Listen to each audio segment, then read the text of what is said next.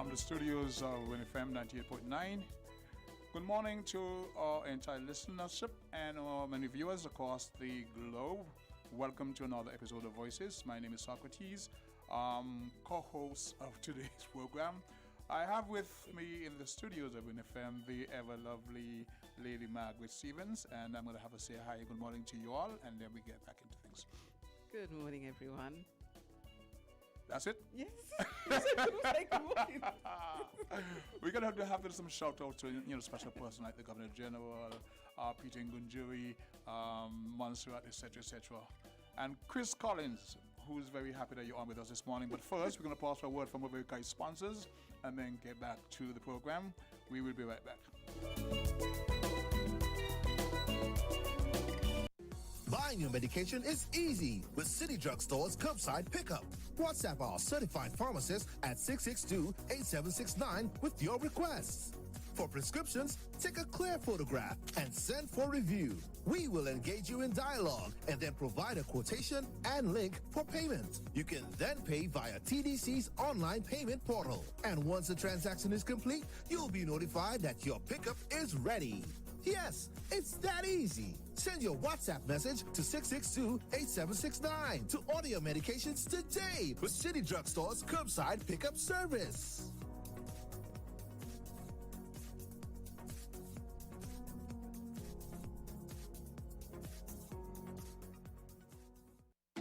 Flow Broadband and TV is packed with even more value as you get a free Samsung tablet, free installation, and 50% off your bill for 3 months when you sign up now. Yes, a free Samsung tablet. Power all you do at home with up to 100 megabits per second super fast broadband. Plus, stay HD entertained with Flow TV. Stream, share, and do more on your new free tablet, which will also keep you connected on the go with ease. Sign up at a Flow store today. Conditions apply.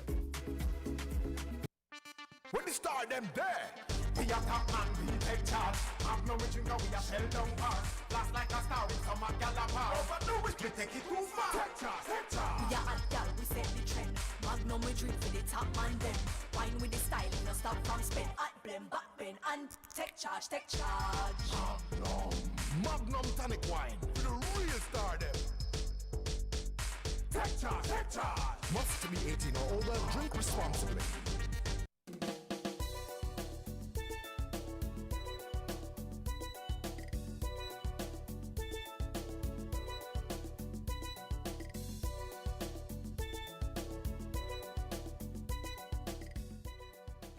For those just joining us, welcome to Voices. It's about 6 minutes on the clock, down from 11 o'clock, and today is the 14th day of June. We're just about the halfway into the 6th month of June. Yes. And so we are approaching, as June 1st was declared, of course, internationally, the start of hurricane season. Yes. It rained most of the day. It rained most of the day. Yes. And we are indeed in a hurricane. Yeah. Do you think so? Probably in the eye of the storm. Yeah, I'm talking about COVID things. Yes. We're in a hurricane. No, I think we're in the eye of the storm. In the eye of the storm? Yes. Is that the safest place to be? Not always. Something Okay. always creeps up behind you. Okay, we didn't really plan a program because I would think that this would be the most in-your-face issue. Mm-hmm. And I don't want to go on as far as to say that we became victim of our own success. I think it's the nonchalant, taking for granted attitude Yes. that has brought us to this point, because Yes. we've had almost daily or bi-weekly briefings on what was happening COVID-wide. We look at the U.S. administration, Biden administration, their target for getting their countries to 70% vaccinated, 4th of July. Okay. And by all, Are they on target? they were on target. Okay. They're almost there, but there is a whole sector who decided to push back against that. The anti-vaxxers and even folks in the health. Yes. I've seen some nurses saying they're not taking it, etc.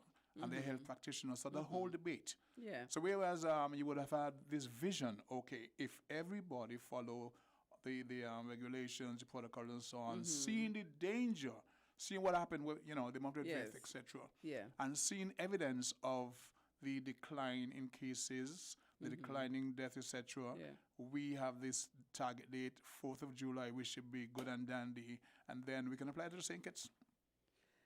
We can easily apply that to what's happening here in the St. Kitts Nevis. I think that there were always going to be a group of people that weren't going to vaccinate because there are a group of people that just don't believe in any form of vaccination. So you always had that.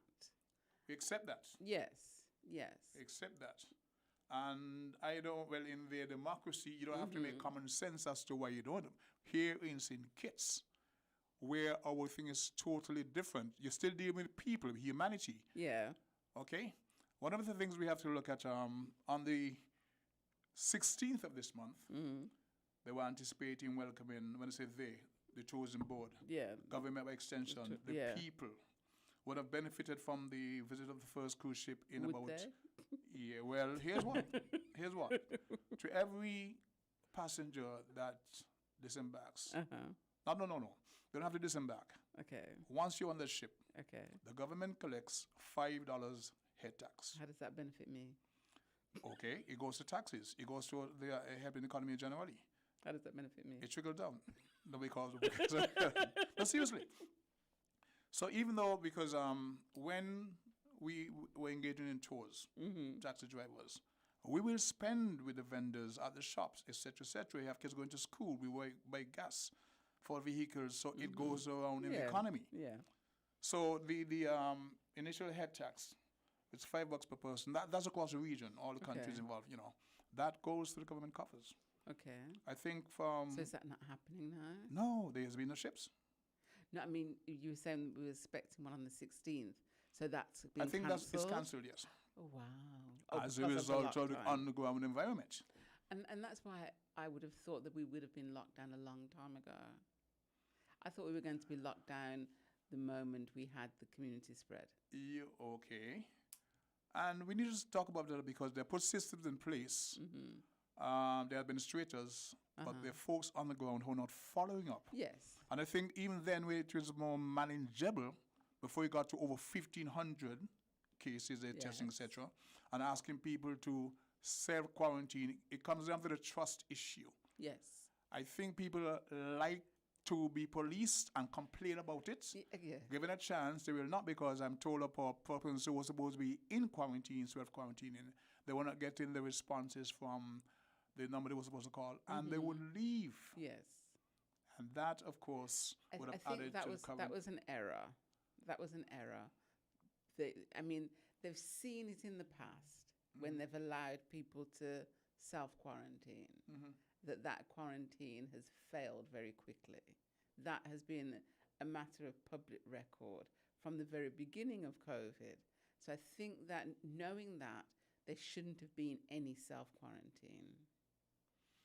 Do we have the mechanism to police just about everyone? Because you find there was designated areas, but those who were in a home. But we shouldn't. But no, I don't think people should have quarantined in their home. I think that once it was detected, people should have gone into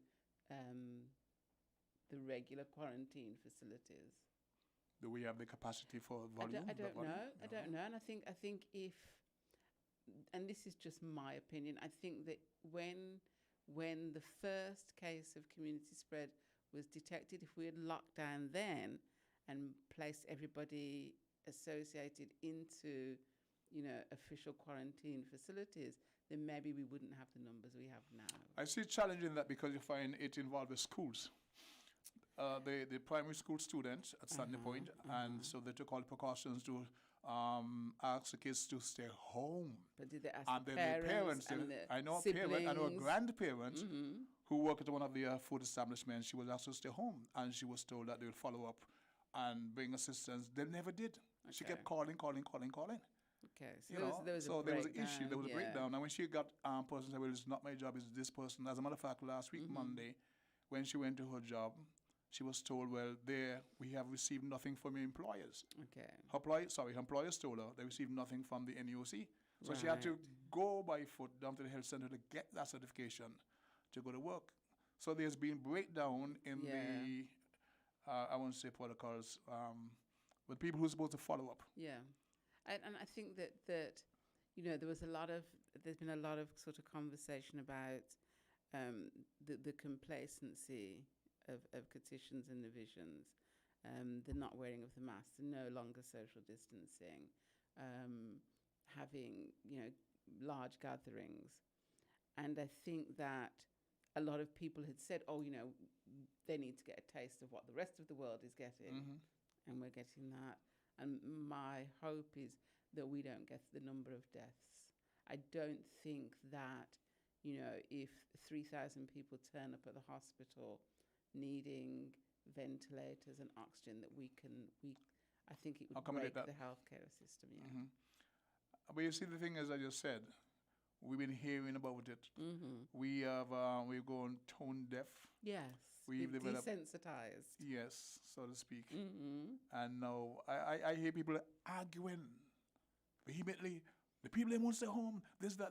Yes. And the bus drivers them had an issue with the volume they were allowed to take, etc. Yes. The resistance, but in view of what was happening and what they were foreseen. But then, I do use public transport, and I always have my mask, and I always have, sanitizer.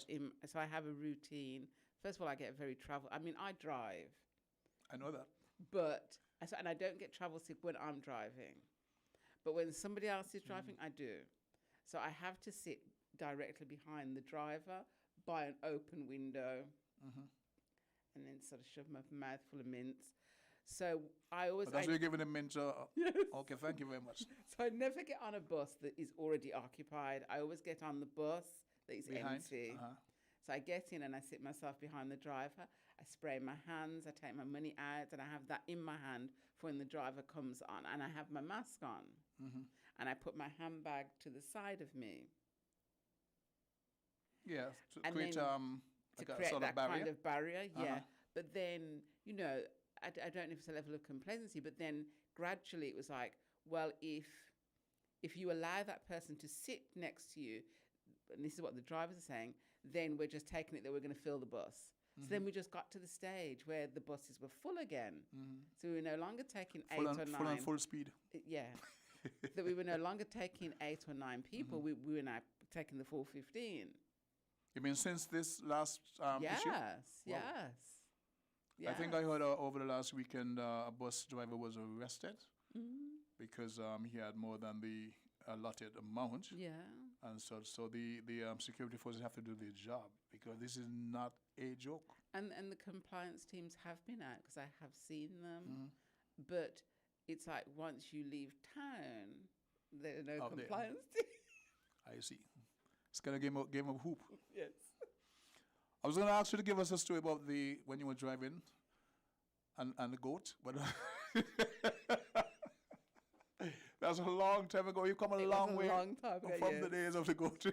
I still wouldn't hit a goat. A goat ran out and I swerved and hit a wall because I didn't want to hit the goat because the goat was pregnant. And the thing is, I don't know. Bless your heart. I just couldn't do it. Bless your heart. We and my understand cousin's like, you should have hit the goat. You should have hit the goat. Look at your vehicle. At least have a goat to pay for the vehicle. Get some goat water. The thing is, we've come a long way from that, and we keep hearing the phrase "the new normal," the new normal. There is this thing called the new normal. In the UK, there was a shutdown for a month? Yes. And they extended it by the next month. Yes. But at the same time, they have social networks there that can assist the population to a certain extent. Yes. We are broke. We are, yeah. We are broke. I don't think the government is in any position. The people who are saying that they should consider people who have to stay home, don't.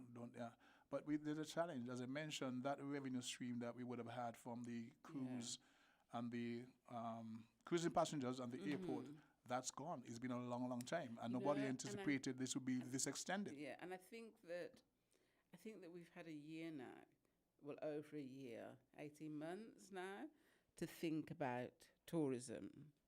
And I've always said this. And what comes alongside tourism? What can we do to be more self-sufficient alongside tourism? Tourism does not allow us any self-sufficiency. It doesn't, because the pandemic has shown that. Well, natural disasters. social unrest in the past have Yeah. So that it's all been demonstrated. So, yeah, hurricanes. So it all demonstrates that we are not able to sustain ourselves. So outside. now we need to look at what we can do internally in terms of manufacturing, agriculture, so that we can be more self-sufficient. Tourism is part of that package, but it shouldn't be the whole package. It is viewed as the number one foreign revenue earner. And it shouldn't be. Now, the PM mentioned some time ago that we were in a position to manufacture some parts that were needed to for the ventilators in one of our plants, etc. But that's a minute percentage of what we can do as a people. A lot of young folks have found ways to use the internet to create revenue streams, etc. Yeah. And taxi drivers, by and large, were told, okay, you need to go into farming, blah, blah, blah. How many farmers can... But the thing is that the farming agriculture, the agricultural industry needs more planning. It needs more advice. It needs more know-how. It's okay to have a patch of ground and just throw whatever into it. But when everybody's growing the same thing and you're bombarded for a few months with pumpkin, and then the next month you're bombarded with watermelon, and the next month it's tomatoes. You can't sustain a community like that.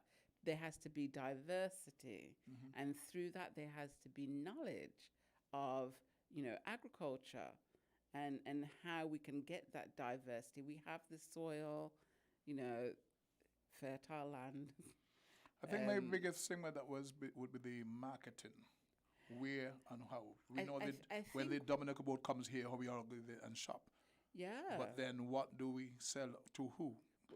Our neighbors, etc. How do we get our produce out there? We need to start internally first. If we need to be self-sufficient in terms of agriculture first before we start looking at export. The supermarket. There was a time when, like if we had a surplus, the supermarkets weren't allowed to import a certain product. They had to take the local product. That should be the rule of thumb. That once there are the local products on the ground, the supermarkets have to buy those first before they bring in imports. Excellent point. On that note, we're going to pause for a word from our sponsors and then open up the lines for any contributions. And all want to call and join us in conversation. So, word from the sponsors, and we will be right back to listen to Margaret. Flow Broadband and TV is packed with even more value as you get a free Samsung tablet, free installation, and 50% off your bill for 3 months when you sign up now. Yes, a free Samsung tablet. Power all you do at home with up to 100 megabits per second super fast broadband. Plus, stay HD entertained with Flow TV. Stream, share, and do more on your new free tablet, which will also keep you connected on the go with ease. Sign up at a Flow store today. Conditions apply. Cool. Energize your goals with Lucasade. Get it cool. Look under the cap. Find the code. Win it. Thousands in prizes. iPhones and TVs. Or win 30 grand US dollars for your goals. That's goals. For a chance to win $30,000 US. Purchase any Lucasade Energy promo bottle. Look under the cap and find the code to win iPhones, TVs, and free Lucasade or $30,000 US to energize your goals. See website, social media, or press for details. Lucasade, taste the energy. If you need insurance, our service is the best. Home motor insurance can give you more for less. Property insurance can save you a lot of stress. At TDC Insurance Company Limited, we care about your investment. Guarantee you peace of mind. The best team in the business. Guarantee you peace of mind. No other company will guarantee you peace of mind. Together we'll succeed and guarantee you peace of mind. TDC Insurance Company Limited, where you get more coverage for less.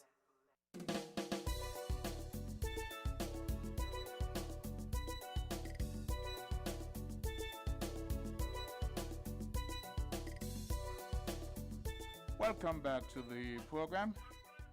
And we were discussing to some extent what is happening presently with the current outbreak and how it's affected our our people, our economy generally. We were speaking about agriculture, etc., etc. We at this point want to open up the lines to see if there's anyone want to weigh in on the topic or introduce or no one. We have no specific topic of today. We just flow in with what's happening in Federation. So the numbers to call are 466 0989 662 0989. Then there's 762 0989. From Father Field, we have 718-265-6948. Then there's 508-921-4619. And from your neck of the woods, Margaret, we've got 0333-044-0065.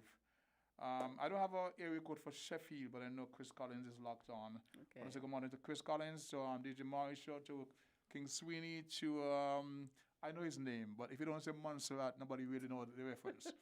The Henry, well, I'm going to call her Sister Henry because she tell me, I'm old, so I really can't call her that. Peter Ngui, and down there in Angola, she just called. Sorry, I'm locked on the voices, so you're going to have to hit me via the internet or via the phone. So yes, the numbers to call to get in on the topic of today, or to introduce a new topic, I just listed them, and we continue with discussion. Now, someone sent me, well, called me actually, and spoke about an issue that caused them some concern. There's a popular local radio personality who is currently hospitalized, or based on the information, hospitalized. Okay. And there's an article by another media house kind of berating him because of the stance he supposedly took on COVID. And they showed me some articles where he was walking on 4th Street and asked, well, I haven't heard the PM. Or would you take the vaccine?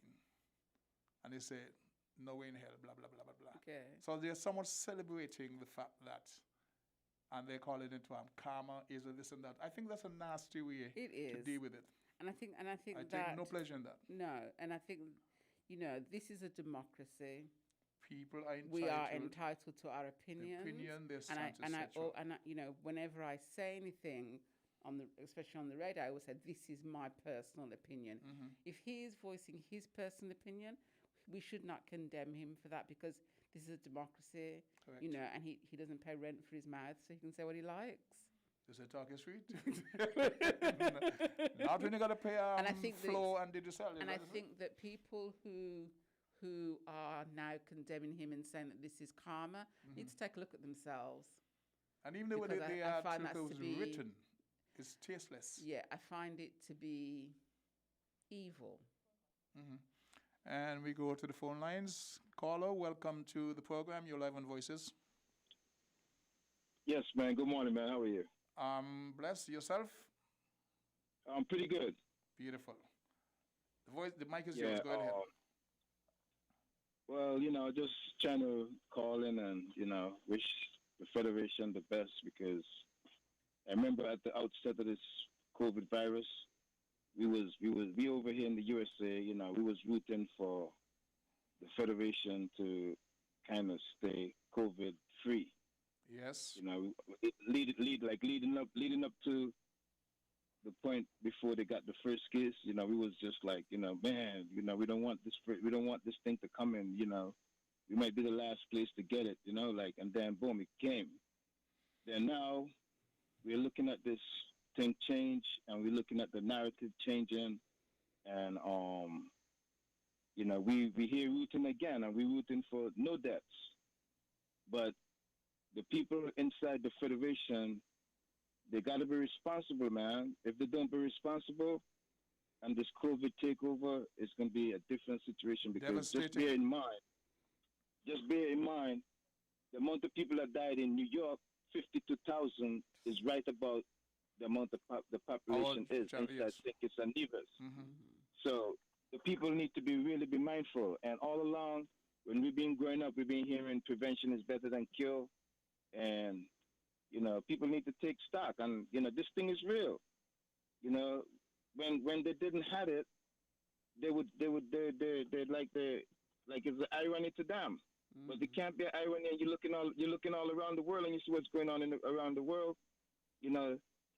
Some people, man, Even if you're standing outside, the king, Socrates, if you're standing outside and you see a bus knock down a little boy in the street, right? Didn't your eyes just see the little kid just get knocked down? You know, some people, man, they will see a car hit somebody and they still won't believe it happened. Yeah. You know, this is not no irony. This thing is for real. And what from a scientific point, there's no room to play with that positivity rate. That positivity rate, big countries can play with that. That 5%, what they're trying to keep the positive cases down under 5%. Those people in St. Kitts and Nevis, they got to understand what that positivity rate means, because if that thing spikes up and the positivity rate goes to 5% or over, there's gonna be deaths, no doubt about it. So with that said, man, I just want to wish you guys the best. And you know, for me, I took the vaccine. Everybody got the right to take the vaccine or not. Yeah. That's their personal choice. But you know, you cannot defy the scientific knowledge and information. The vaccine is doing exactly what the scientists them say it's going to do. It's going to prevent you from getting severely sick, hospitalized, and death. And if you look at the United States right now, they got the coronavirus under control. And how did they get it under control? By vaccinating. You don't need a better example than that. And going forward, man, I just wish the Federation the best.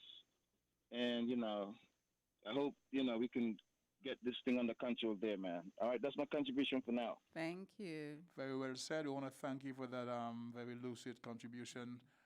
He spoke to the core issue. He made the comparisons of what we witness in the U.S.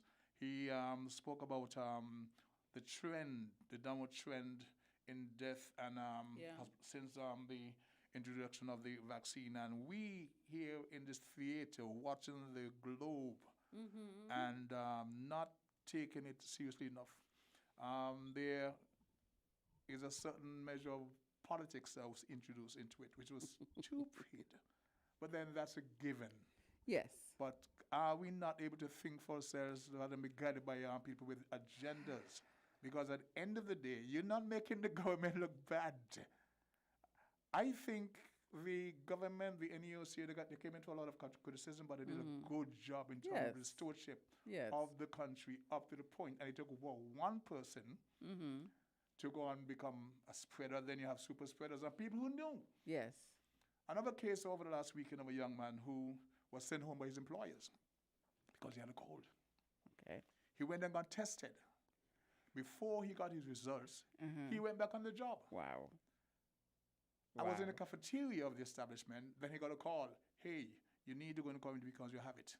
So rather than wait until he got his results, he went back on the job. He was sent home by his employers. And we take another call. Call you live on the program, Live and Voices. We missed that caller. Okay, we missed that caller. So, your take on the gentleman. Another caller? Okay, we have another caller. Line caller, welcome to Voices. Good morning and welcome to Voices. We just have static. Okay, they probably trying sometimes that happens out there. Are you there, caller? Okay, please continue to try. You were saying? You know, I think that his words are very poignant. I think that, you know, a lot of people were looking at St. Kitts and saying, okay, they did the right thing. You know, they closed their borders. They didn't rush and try and get things back to normal. And you know, for a lot of places, we were a role model. And then that one incident, and that's what I was saying. I would have liked them to have acted a lot quicker. Caller 11 Voices, welcome to the program. Good day, caller 11 Voices, welcome to the program. Good morning, Socrates. Bless you. Good morning, Miss Stevens. How you doing? Blessing you with your voice every time. Thank you. Well, are you giving God thanks for life, you know? Definitely, Wonderful. first of all. Thanks for life. And my heart goes out to all those who are infected, in isolation or in quarantine. Naturally. Sobering times. If you listen to the news this morning, you would have heard what happened in Trinidad. No, I look at the local news, but I didn't get anything from, that is it, this short broadcast. Well, more like a stampede to get the vaccine. Oh. Wow. the government was saying, they said all people 60 years and over, and anybody who was below with a With a what? A comorbidity. Comorbidity, that's the word. Okay. Comorbidity will come. Well, it seems as everybody went. Oh, wow. So there's a big thing in Trinidad with the government and the opposition because they say, look, the minister should resign because he encouraged a super spreader. But the minister said people misunderstood what he said. They had elections, didn't they? No, they did not tell everybody to come, he said. Oh. But I suppose when you have that situation, everybody wants to live. Yes, it's true. You know, you contrast that with our people. I hear my good friend Eli X begging people, if you had your first vaccine, go back for your second dose. Eli X. Great. Because actually they only have up to the end of the month. After the end of the month, you have to wait until the next set comes in. Mm-hmm. You know? And our people still, I don't understand. I think when something reaches in their house, then they'll understand. You know, I hope it doesn't get to that. I really do. I mean, all along I've been saying that I hope people don't wait until we start having deaths and, you know. Yeah, you know, I mean, you have to some people put on the mask. Oh, I don't like masks. No, we doesn't like community conversation. And it doesn't. I don't think anybody at all like masks. No. Not even surgeons and doctors and nurses. Exactly. But you look at the purpose. One of the things they were saying that we have no death in St. Kitts. We They don't have want one. Yes. I think they want a few, you know. They want. Sadly, that's the reality. I can tell you, I hear them, you know. Oh, first thing we had no corona. Mm-hmm. Then we had no death. Then they lie. What does it CMO know? What does Dr. Wilkerson know? They know anything. And then the politics come, well, they didn't ask us so. You know, I mean, where do we act like mature people? It's going to take a while. My dear, it's taking quite a long while, you know. And, you know, I was listening to Dr. Joe. I want him to listen to me. He's a young man. And he does not and should not be going down the same old road. The same old road. Because as much as we think, people listen to people who they think have influence. I call them influencers. Mm-hmm. And when you cannot give a definite, look, say don't go, or go. Give your alternative. Yes. And then they're saying they're waiting for the one from Cuba. And I am yet to hear one person to speak out against what is happening in Cuba. They have not finished the testing on the vaccine, but they get vaccinating the people with it. Oh. It has not been fully tested. I thought they were in their human trial phase. No. But the people who are getting are not in the trial, you know. What happened there was an outbreak. Okay. So they decided to vaccinate the people. The people who are being vaccinated now are not in the test. Okay. Check it out for yourself. But I think that's the same with all the vaccines. All the vaccines reach the third stage of trial the one in and Cuba, were given emergency the one in Cuba use. did not reach the third one. They are in the third stage and have been for a few months now. Yeah, but they have been vaccinating their people with the vaccine before they finished it. I'm telling you. But I haven't heard anybody say anything about it, but they're waiting for it. What are they waiting for? Either you're going to take it or you're not going to take it. If you're not going to take it, protect yourself. And Bossman, I heard one on the same station. Oh, he don't like the mask, you know, and the this and the that. So you don't put it on. How can you tell somebody in the back of your bus to put it on? I see. That's true. Really by example. You know, we just lack being examples, and I prefer our people. What is your opinion, Socrates and Ms. Stevens, on the decision made by Premier Brantley about the movement between St. Kitts and Nevis? Did you hear his speech? I listened to the clip that was sent to me. So if that's the entirety of it, He spoke about doing what is best for the people of Nevis. I like for the people of the Federation. That's my first takeaway from it. It's not Nevis versus. And even though the spread has been more pronounced in St. Kitts, dramatically so, we've been hearing there X amount of cases in Nevis, X amount, but there's a ferry that goes back and forth. Yes. So at the same time, are you going to say, okay, come Culturama, Kittians don't come over? Yeah. You can't start the divide. Yeah. Now, against this statement by the Prime Minister that Cabinet took a decision, he's part of Cabinet. Yes. So there's an issue there with, was there agreement, collusion, is there a disagreement, because you're saying that I am doing what I'm doing for the people of Nevis first. I understand your position as a premier, but I think we are federation Did you say first. you spoke to the Prime Minister? No. I'm saying the PM said there was a Cabinet decision. He's a member of Cabinet. Was he present in Cabinet? But Mr. Brantley is That becomes one the question, eh? But he is a member of the Cabinet. So there must be dialogue. Did he take part in the Cabinet? There must be dialogue. And the other ministers... Now, those are questions we need to ask, you know. Quite understandably so. But I'm saying... Are there three of them? That position... If one can't come, two could come. That's saying that Nevisions go to work on time, this and that, and I'm concerned about people of Nevis. I have an issue with that, but then he's a PDP of Nevis, but you're a member of the federal maybe government. he should have said he's doing it for the good of the Federation. Correct. That's my takeaway. Margaret? Yeah, because there's quite a lot of debate about it. What does it mean?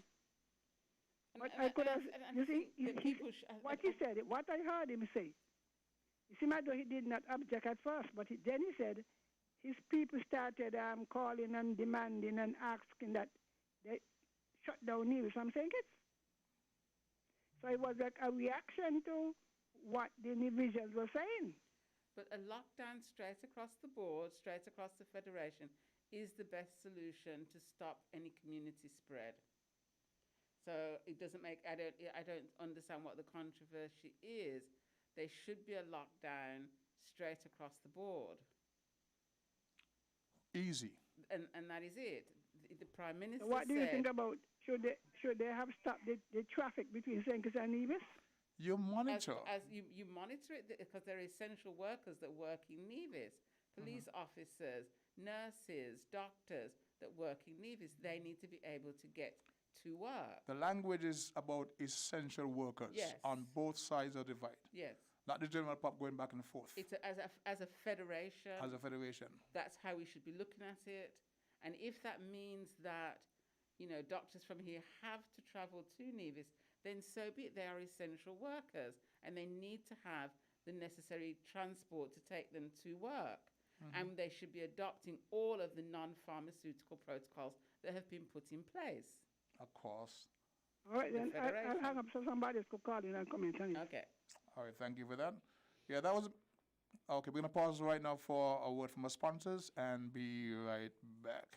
Good morning, my little superheroes. Tell me, if you could have any superpower, what would it be? The power to read minds. Super speed. Pew! The power to heal the sick. Well, you can get smart, speed, and good health with the superhero trio from Hallieborrange. Hallieborrange has delicious omega-3 bursts, sugar-free multivitamin liquid, and flavored vitamin A, C, and D chewables to support a strong immune system, healthy bone development, and acute mental performance for superheroes like you. Part of the Hallieborrange family. TDC Automotive is paying for you. Deposit? We're paying. 3-month installments? We're paying. Pay nothing for 3 months because we are paying. Take a moment, catch your breath, and roll out with ease. Save over $20,000 off your new Toyota Hiace because TDC Automotive is paying. Get your Toyota Hiace today. TDC Automotive, #1 for a reason. Terms and conditions apply. Flow Broadband and TV is packed with even more value as you get a free Samsung tablet, free installation, and 50% off your bill for 3 months when you sign up now. Yes, a free Samsung tablet. Power all you do at home with up to 100 megabits per second super fast broadband. Plus, stay HD entertained with Flow TV. Stream, share, and do more on your new free tablet, which will also keep you connected on the go with ease. Sign up at a Flow store today. Conditions apply.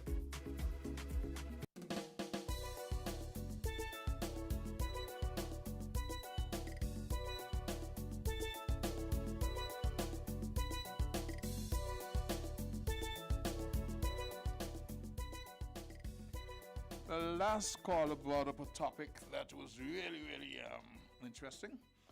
And we have, of course, opinions on both sides of the divide as to how that should, but it's about the oneness of the Federation.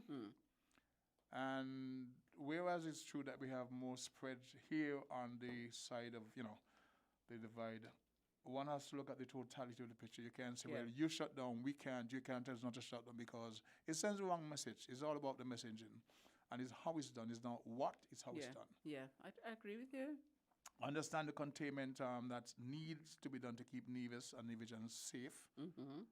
But if you're saying that we go to work on time, everybody show to work, etc., without qualifying where there's an issue, and we have to take certain measures to make sure that the spread doesn't come over here, I can deal with that.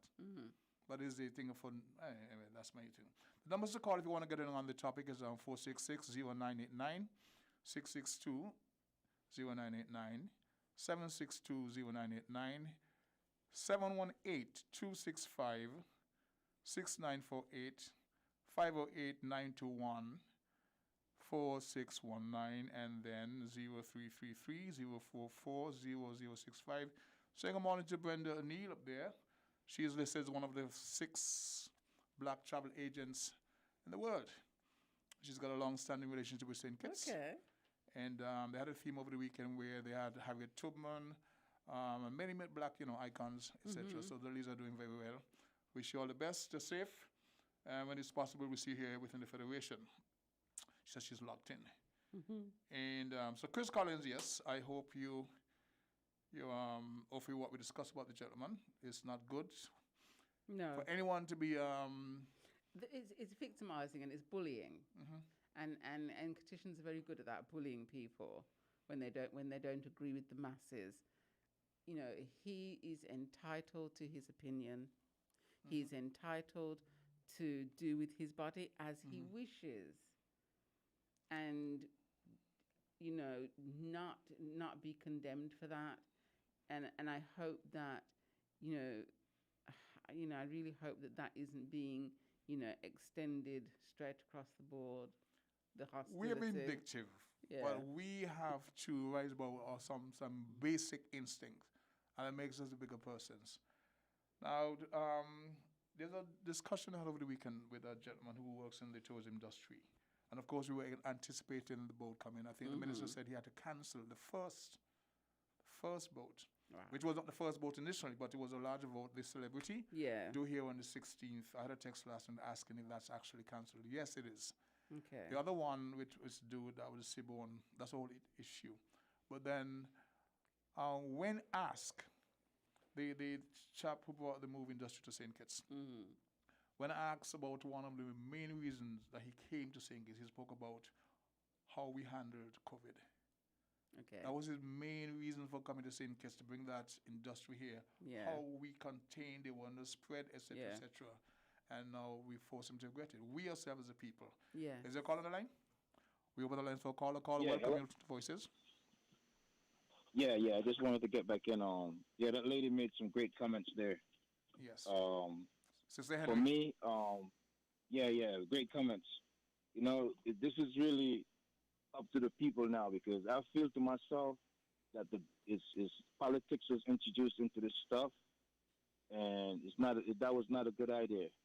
They talk about this all hands on deck, but yet still they're not really prepared to do the together effort. And some persons just seems to be promoting an anti-vaccine campaign, but to each his own, man. You know what I mean? I think the federal government has done a wonderful job in doing what they had to do to keep the virus at bay. And the responsibility now is going to have to shift to the people. I would encourage the people, man, to take the vaccine because it's safe. Every day, some persons on the radio seeking for more education. I mean, the education been coming out for over a year. If I tell you, if your cell phone is black today, it's going to stay black forever. How much more education you need? They say they have a high literacy rate there in St. Kitts and Nevis. The people got to interpret this stuff for themselves, and the sooner the better. I mean, I can't understand how much more education you need to figure this stuff out. Yeah. And as far as the premier comment, I didn't really hear what he said, but I tried to call in on the radio before to kind of indicate that the federal government had need to put strict plans in place for the movement between St. Kitts and Nevis, and they needed to do that early in the game, just in case it gets out of control like this. Mm-hmm. And also, the federal government, they should have not really isolate the premier and let the premier move ahead in making or saying these comments. I feel like the premier did that to kind of show leadership on that end. But what happened is, it appears to me that the federal cabinet, they're not really, they should have had like a together approach with that statement coming out from Nevis, and not just let that statement come from Nevis isolated by itself. It should be like a joint statement, because that movement between St. Kitts and Nevis is very critical. That commerce and that travel, we both depend on that. So in my mind, I never really wanted the premier to come out and make a statement on his own, because it's going to create fiction. And, maybe this thing start changing so fast now that, he just was in a position where he just want to put the statement out regardless, because he still got to show that he's premier of Nevis as well. But, the federal cabinet need to realize they cannot let Nevis stand on its own in these type of statements and these type of decisions. It should be like a joint, effort or a joint statement. Both the premier and the prime minister should have had like a collaborative, or like when they come out and they talk to the public. Yeah, they should have done that together at the same time, and have like a joint, conference or whatever they call that. But I feel like, the premier, he might feel justified in doing what he did, because this thing now start changing so fast, and maybe he just felt like he's on his own. But for me, I already done saw this coming, because we don't need to have any friction developing between St. Kitts and Nevis over this stuff. We don't need to, because the federal government has been doing a great job. But remember, there's a individual government on the Nevis side, but they don't have it on the St. Kitts side. So I still would partially side with the premier in whatever he said, but I got to hear what he said first before Can I give you some I can insight, really sir? make that decision. Can I give you some insight? Yeah, go ahead. It wasn't that they came out of a meeting and they made separate representations of what took place in the meeting. There was a planned address by the Prime Minister to speak about the current state of affairs with COVID since the outbreak, and what measures ought to be in place in terms of a shutdown or partial shutdown, etc., etc. The containment, only essential persons were supposed to go to work, blah, blah, blah. So we're discussing that at a national, federal level. Afterwards, the Premier of Nevis came out and said, was to the effect that Nevisians need to go to work as usual, be on time, blah, blah, blah, blah. In other words, define what was said. If you're saying this is a cabinet decision, then after you have one person saying, I am only looking out for Nevisians' interests, that's, the optics are bad. That's the whole thing. Speak about the Federation. My issue is speak about the Federation. We have less cases on Nevis. These are the measures we want to implement so it doesn't spread to Nevis. But they say you only speak about Nevis alone. It gives the impression where there's a divide. There's what am I looking for? What am I looking for? A divide, From the way, there's no consensus. There's no consensus as to the approach that is required to contain the spread. Because it was mentioned that people come from Nevis every day for dialysis. We know the fishing industry, we know the farmers, we know we interact. And so you have to put those containment measures in place at the borders, and there shouldn't be a border. That's what I'm saying. That's exactly what I'm driving at. We don't need the division We just need to put in that plan. So when it gets to this level, how are we going to deal with the travel back and forth between both islands? It has to continue. That's where I'm coming from too. You know what I mean? I totally agree with you. I understand exactly what you just said, and that's what I was hoping for. Some days before, I was trying to get in on the radio to really put this point forward, but I didn't get in because I know if the premier make a statement on that side on his own, is going to create some fiction. And I totally agree with you, and that's what I was hoping not to happen because no matter what, the bottom line is we just need to have a collaborative approach in the plan that they're going to put in between both islands, and that's what I'm seeking for as well. You know what I mean? All right. Okay. I So appreciate that's that my contribution, man. Thank you. Okay, thanks. Very well, welcome down there. Some years ago, we had a situation here in the Federation, and the Calypsonian sang that all the crime is in St. Kitts. That is a mindset that still prevails.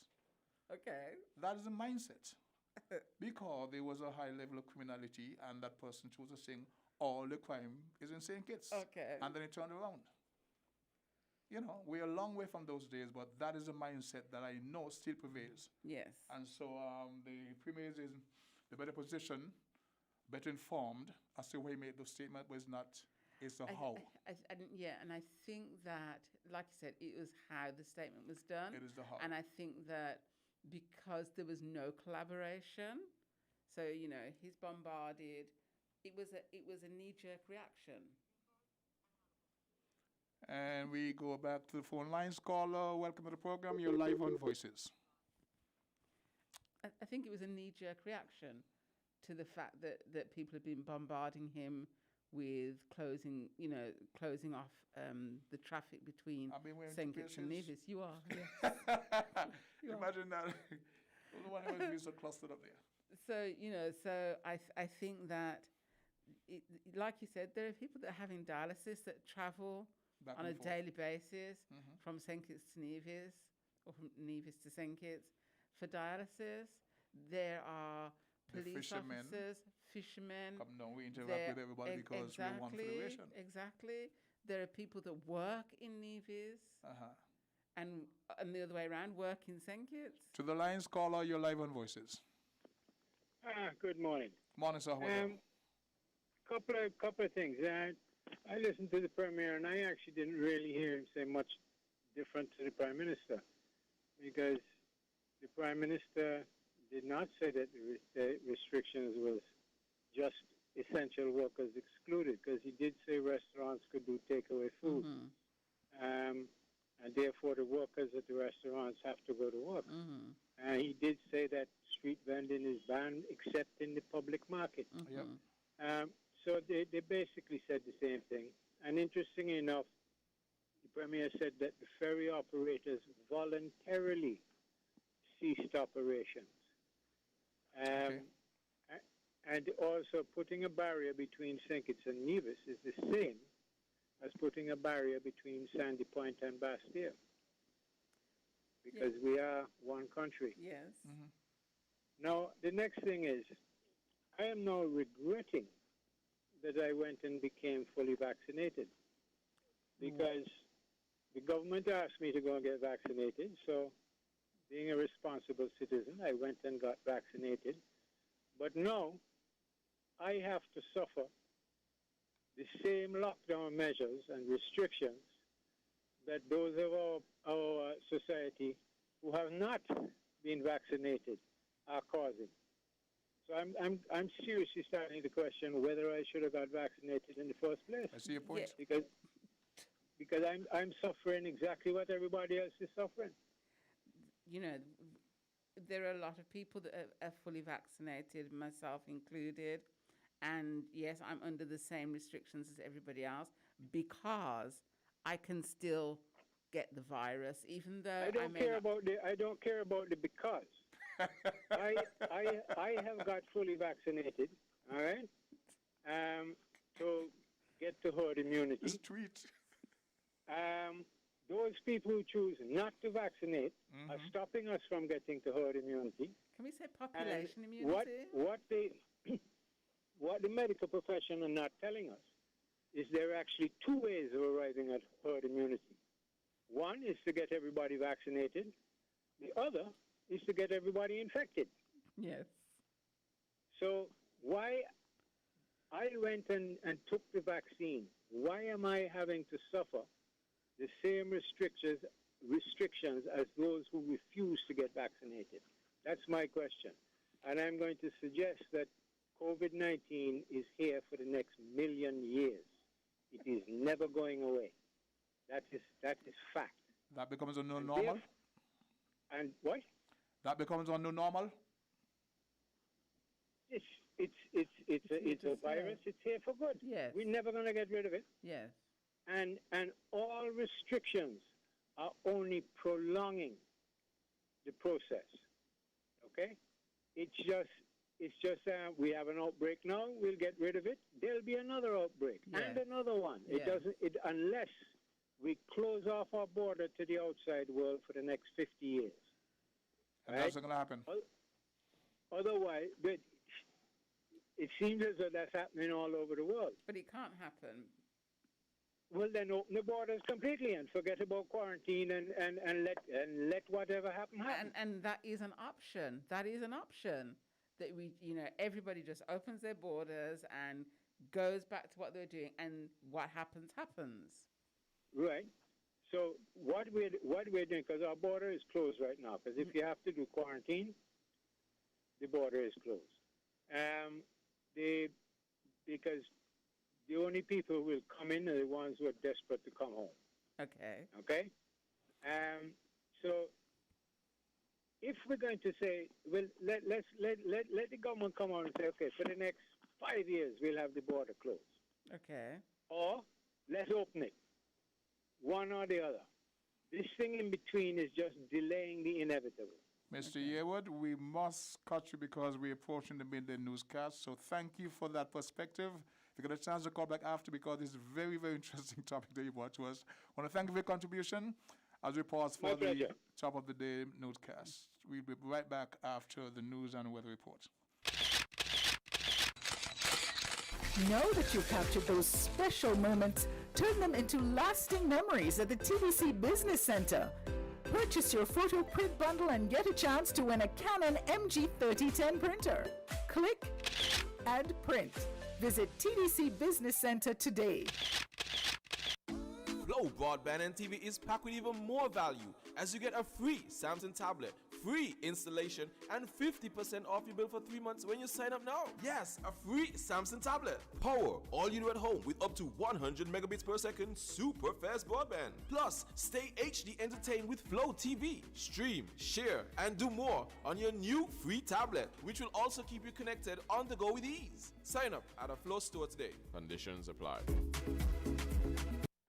When the star them there, we are top man, we take charge. Have no drink and we are shell down hard. Blast like a star with some galapar. Overdo it, we take it too far. Take charge, take charge. We are hot gal, we set the trend. Magnum we drink for the top man then. Wine with the style, no stop from spend. At blem, back bend, and take charge, take charge. Magnum tonic wine, for the real star them. Take charge, take charge. Must be 18 or older, drink responsibly.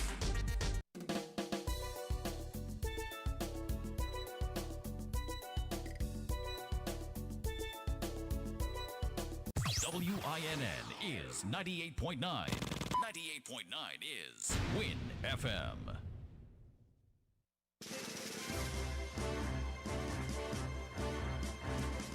We now bring you the headline news. The headline news is brought to you by Caribbean Alliance, The Grange, KDP Enterprises, Carib Brewery, and Development Bank.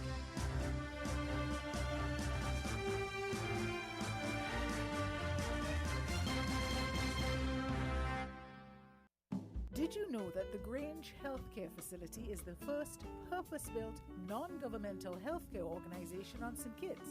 It's situated at Otley's, 7 miles east of Basseterre in beautifully landscaped surroundings. The Grange has a team of highly trained professionals and provides care that's rated as being comparable with UK and North American standards. The Grange offers varied accommodations to suit your individual needs, and our all-inclusive packages make the cost of care per hour the most competitive on the island. Services include convalescent care for all ages, daycare facilities for older adults, rehabilitation services, and training and continuing education for healthcare providers. For more information, call 466-5525 or 465-8020.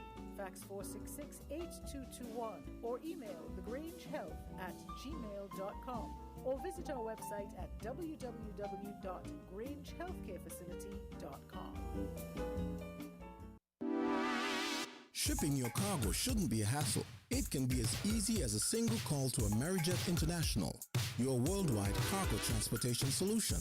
We provide all the services you need to ship your goods anywhere in the world, whether your shipment is fresh, frozen, large or small, alive or hazardous. You can count on Amerijet to deliver it safe and sound. Amerijet International. By land, sea or air, we get it there. For more information, visit us online at www.amerijet.com or call us at KDP Enterprises at 466-9595. We are faced with tough decisions every day, but choosing the right home or motor insurance shouldn't be one. You need fast claim settlement from a company that's been rooted for over 31 years.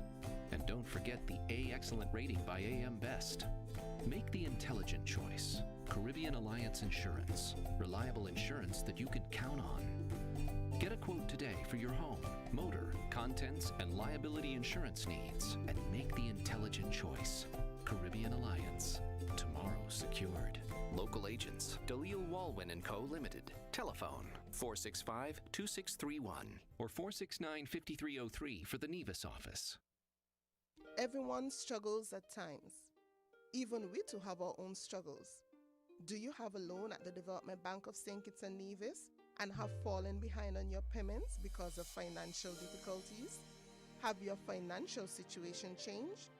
If your answer is yes, visit the Development Bank of St. Kitts and Nevis or call 465-2288 extension 1101 or 469-5416 to make an appointment to discuss our debt evaluation and restructuring plan with one of our qualified officers.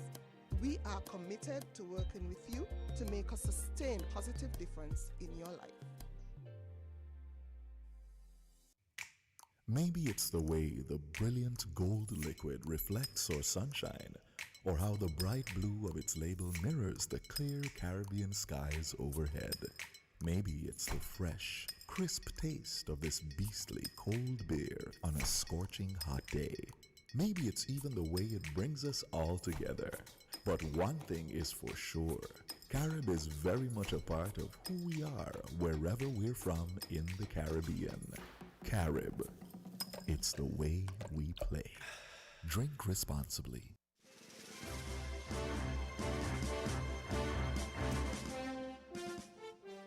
Mariners are advised to navigate with caution in the Frigate Bay area due to a submerged dredger. According to the Department of Maritime Affairs, preliminary investigations revealed that on Saturday, 5th June 2021, rough seas destabilized the dredger and caused it to capsize. The vessel is owned and operated by Mr. Regiwell Francis, and he has begun work to safely refloat the vessel. The Department of Maritime Affairs was informed that the dredger is not self-propelled and no significant quantities of oil or fuel were on board. To date, no oil spills have been observed. Vessels navigating within the Frigate Bay Beach area are strongly advised to proceed with utmost caution and to stay clear of the dredger, which can be identified at night by a red light flashing every 5 seconds close to the partially submerged vessel.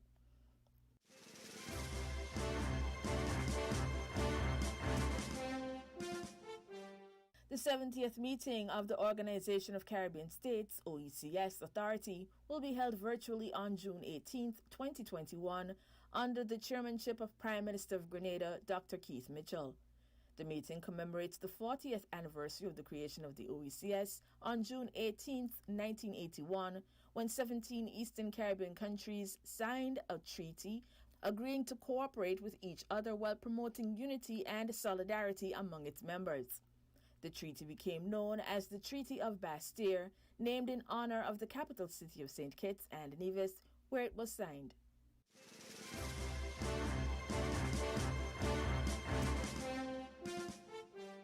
Government offices and businesses on Nevis will remain open as the Nevis Island Administration agrees to implement some, but not all, of the curfew and lockdown measures announced by Prime Minister Dr. Timothy Harris in a broadcast to the nation Friday night. Premier Mark Brantley made that announcement Saturday night. As you would be aware, the Honorable Prime Minister made a formal address to the nation on the evening of Friday, 11th June 2021. I support the Prime Minister's position, which has become necessary due to the outbreak of this dreaded disease being currently experienced on our sister island of St. Kitts. As reported since May 19, 2021, when case 46 was detected, the island of St. Kitts thus far has experienced 110 positive cases in the past 3 weeks, and it is now clear that there is some element of community spread occurring on St. Kitts. We empathize with our brothers and sisters on St. Kitts and those families affected by this deadly disease, and ask all of us to keep them in our prayers as we seek to battle this pandemic together. At the same time on Nevis, we have not had a positive case since March 16, 2021, when we recorded case number 14. It seems at this point, therefore, based on the available evidence, that the spread being experienced is localized to our sister island of St. Kitts. Mr. Brantley said small businesses on the island were the hardest hit by the COVID-19 pandemic, and he was fearful that if forced to close now, when there are no COVID cases on Nevis, many may never reopen. My government has demonstrated that it recognizes and supports the position that we are all in this together. But in all that we do, we must not lose sight of the fact that I and my cabinet were put here by the will of Almighty God and by the people of Nevis to serve them to the best of our ability. Serving them means listening to them and seeking to make decisions which are in their best interests while not harming the national interests.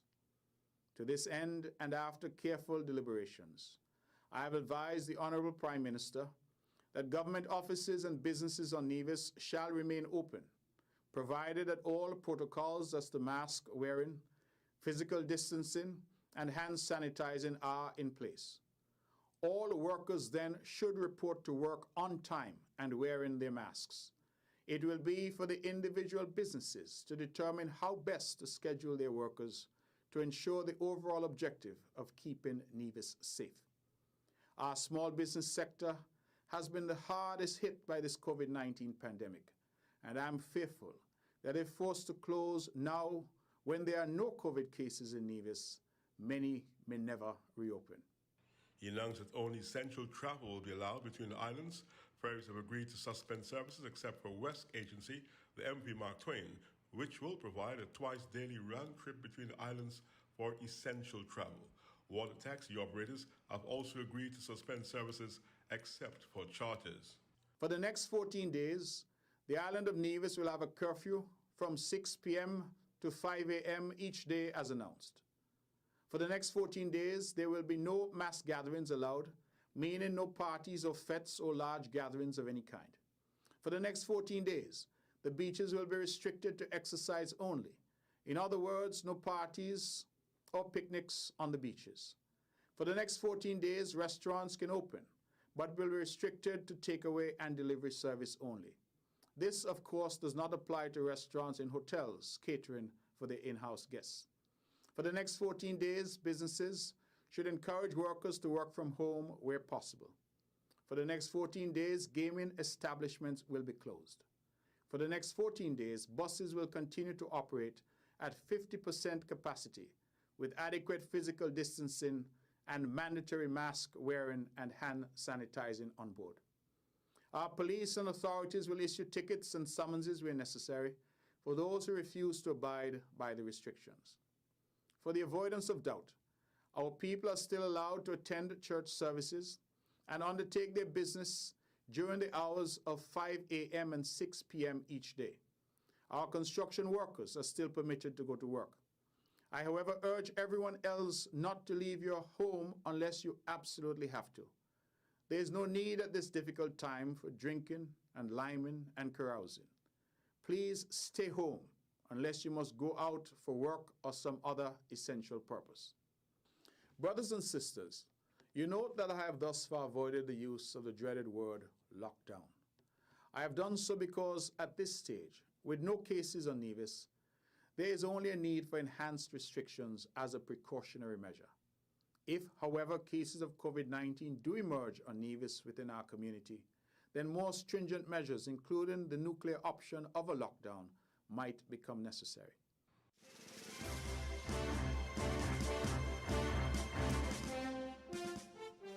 The Chamber of Industry and Commerce is advising that its members with business operations and branches in Nevis will continue to function and operate as normal over the next 2 weeks until advised further.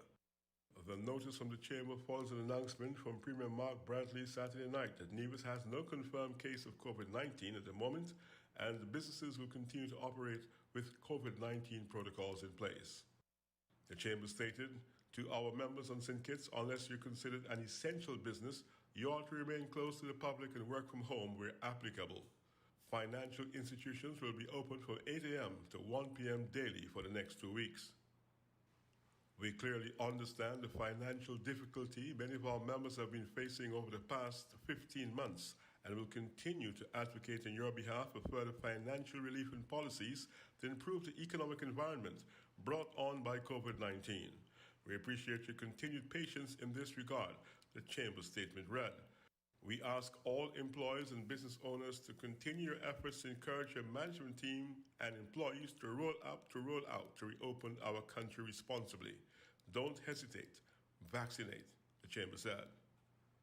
The Chamber also advises members to seek further guidance from the updated statutory rules and orders circulated on Saturday, 12 June 2021.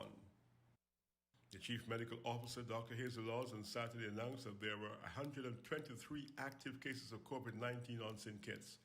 The authorities have announced a curfew and lockdown effective 12 June until the 26th of June to stop the spread of the virus. Since the pandemic began, the Federation has recorded 187 confirmed cases of COVID-19 based on Saturday's report. Businesses and offices that can facilitate virtual operations can continue their business operations with employees working remotely from home. Businesses that cannot facilitate online operations, such as barbershops, salons, and spas, are expected to stay closed. Selling food at the Bastille Ferry Terminal over the next 14 days is prohibited. Street vending is also prohibited. Vendors can operate within the public market with records for contact tracing, physical distancing, and hygiene protocols in place. Restaurant, bars, or food trucks that offer takeaway or food delivery services. All gaming establishments are closed. Bakeries, supermarkets, pharmacies, private medical facilities, approved hotels or quarantine facilities, and banks with approval from the Commissioner of Police in writing are expected to operate within COVID-19 protocols.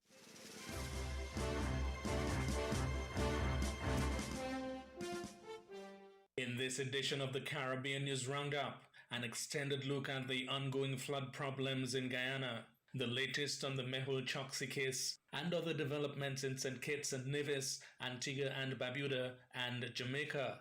The news coming right up.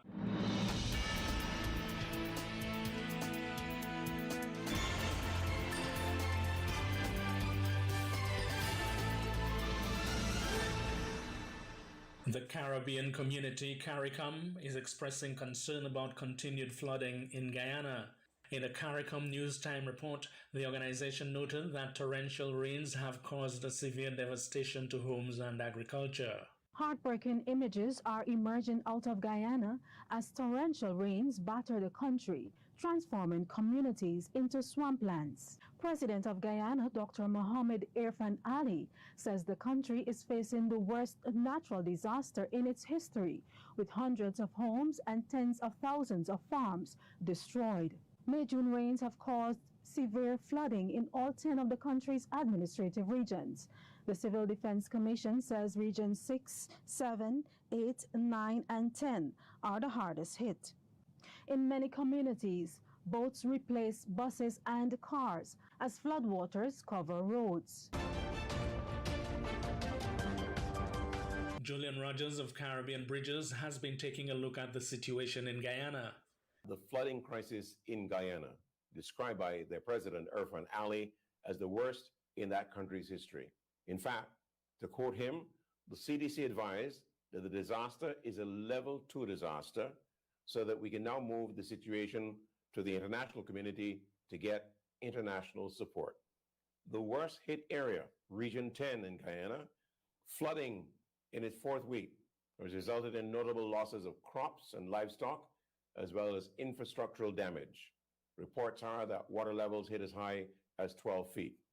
And in fact, the Director General of the Civil Defense Commission, the CDC in Guyana, Colonel Kester Craig, says, key for us in Guyana is that we're living in a time when the whole world is affected by climate change, and we must start to take adaptation measures. Worst affected is Guyana's very large area of Region 10.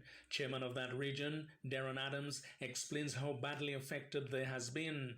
He's asking people around the Caribbean and the rest of the world to pray for Guyana. According to Chairman Adams, this is the worst flooding that has hit Region 10, with a combination of heavy rainfall and rising water battering the sub-region. Kokwani waterfront, Lamp Island area, and in the Demerara River, we have places like Morataro and Malali, and in the Essequibo River, of course, Rivers View, Rockstone, those areas have been affected. Many communities have been inundated close to a month now, as I mentioned, with communities in the Demerara River and the Berbice River receiving the hardest hit. This disaster we are currently experiencing has affected business, it has affected residents, property, agriculture. It has negatively impacted the economic, social, and physical well-being of our people. Just for you to get a background and a feel of what is happening. Persons living in Region 10 in the affected areas have already utilized whatever small savings they were able to accumulate. And so, we are mindful, and I know central government has been briefed of what is happening. In disasters like this, you can have waterborne diseases, and so we are closely monitoring that. We have the Guyana Police Force to deal with law and order, especially in the context of displaced persons leaving their homes and their possession, moving into shelters, that is. We have the agriculture officer who has been collecting data, especially for those persons, farmers whose livestock would need feed, and to assess the damage that would have done to date. GWI, the Guyana Watering Corporation, is also on board with us to provide, as it relates to the cutting of water to areas where that water would have been contaminated, and to ensure that people do not place themselves at risk. We would have had a situation in Morataro where some children came down with diarrhea. We were quickly able to remedy that with our health team going in. We also have the head of the electricity companies here on board on the committee to ensure that power is cut off to those submerged areas. But of course, they are kept on at shelters and at hospitals there in the sub-region to Kokwani area. The Linden Chamber of Commerce is also on board with us to bring to bear the concerns of the business community in areas that are cut off from supply. And so we have been coordinating the contributions where possible from the private sector, food hampers. Our welfare and social workers are on board. We have the Civil Defense Commission, who's been calling and checking in regularly, be set up. I'm happy that we are receiving assistance from the private sector. Banks DIH, for example, has been donating water and other items, biscuit. We have the private sector coming on board. The RDC would have distributed hampers to the affected communities. So far, we have been able to monitor everything, stock all of the various shelters, As it is right now, we have 157 persons in 7 shelters across Region 10. And so far, we've been able to provide food supplies and monitor the situation in all the shelters. And we're happy that we haven't had any death or anything to date. A look there at the situation in Guyana's Region 10 to the extent it has been affected by the floods. The forecast for Guyana is more rains in the coming days, so the crisis is far from over. Mehul Choksi, the fugitive jeweler wanted in India in connection with the Punjab National Bank frauds, was on Friday denied bail by the High Court in Roseau, presided over by Justice Wynant Adrian Roberts. Choksi is charged with entering Dominica illegally on May 23rd from Antigua. Nature Isles' Carlisle John Baptist has more in this report. Cara Shillingford Marsh, who led the arguments on behalf of a battery of lawyers for Choksi, argued that Choksi, who obtained Antiguan citizenship through the Citizen by Investment Program CBI in 2017, is a CARICOM citizen and was entitled to bail. Further, she alleges that the offense of illegal entry for which he is charged is bailable. She asked the court to impose a cash bail sum and also impose daily reporting conditions to the Roseau police station as part of the bail conditions. She told the court that her client was kidnapped, abducted, and brought to Dominica against his will, was beaten and tortured, and is presently in serious medical health conditions, hence he being a patient at the Dominica China Friendship Hospital for the past 2 weeks. But in response, Lennox Lawrence, who appeared on behalf of the police and the Director of Public Prosecutions, said that the fact that Interpol Red Notice, which was issued for Choksi, makes him an even greater flight risk. Choksi, stated, has no links or ties to Dominica, and granting him bail, he would disappear from the jurisdiction. He also told the court that Choksi's Antiguan citizenship is questionable and now a matter for the courts in Antigua. Justice Wynant Adrian Roberts, after the conclusion of the submissions made by both sides, ruled that Choksi did not offer any strong ties that if granted bail, he will attend his hearing.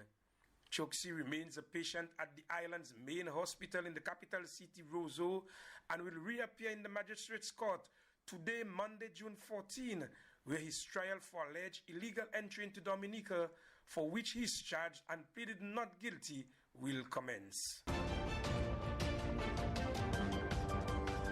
And in other news relating to the fugitive businessman Mehul Choksi, his abduction claim is now falling apart, according to an India Today report. Choksi had named 4 people who were part of an alleged conspiracy. India Today is now reporting that one of the 4 has rejected all allegations and is reportedly promising to cooperate with the police. Fraudster Mehul Choksi is currently in a Dominican hospital. He is fighting charges of illegally entering the country. While he remains on trial, Choksi's abduction claim is falling apart. Mehul Choksi, who allegedly escaped from Antigua to Dominica, has claimed that he was assaulted and abducted. He had named 4 people who were part of the alleged conspiracy. Among them was Hungarian national Barbara Jarabic and Gurjeet Bhandal, a UK resident. Now Gurjeet has rejected Choksi's allegations of being gagged, tortured and given electric shocks. Bhandal has now claimed that he had left Antigua on the morning of May 23rd on a yacht, while Choksi alleged that he was kidnapped in the evening. The 50-year-old British Indian has also claimed that he had gone sailing with his friend Gurmeet Singh, also named by Choksi. Bhandal has now promised to cooperate with the investigation.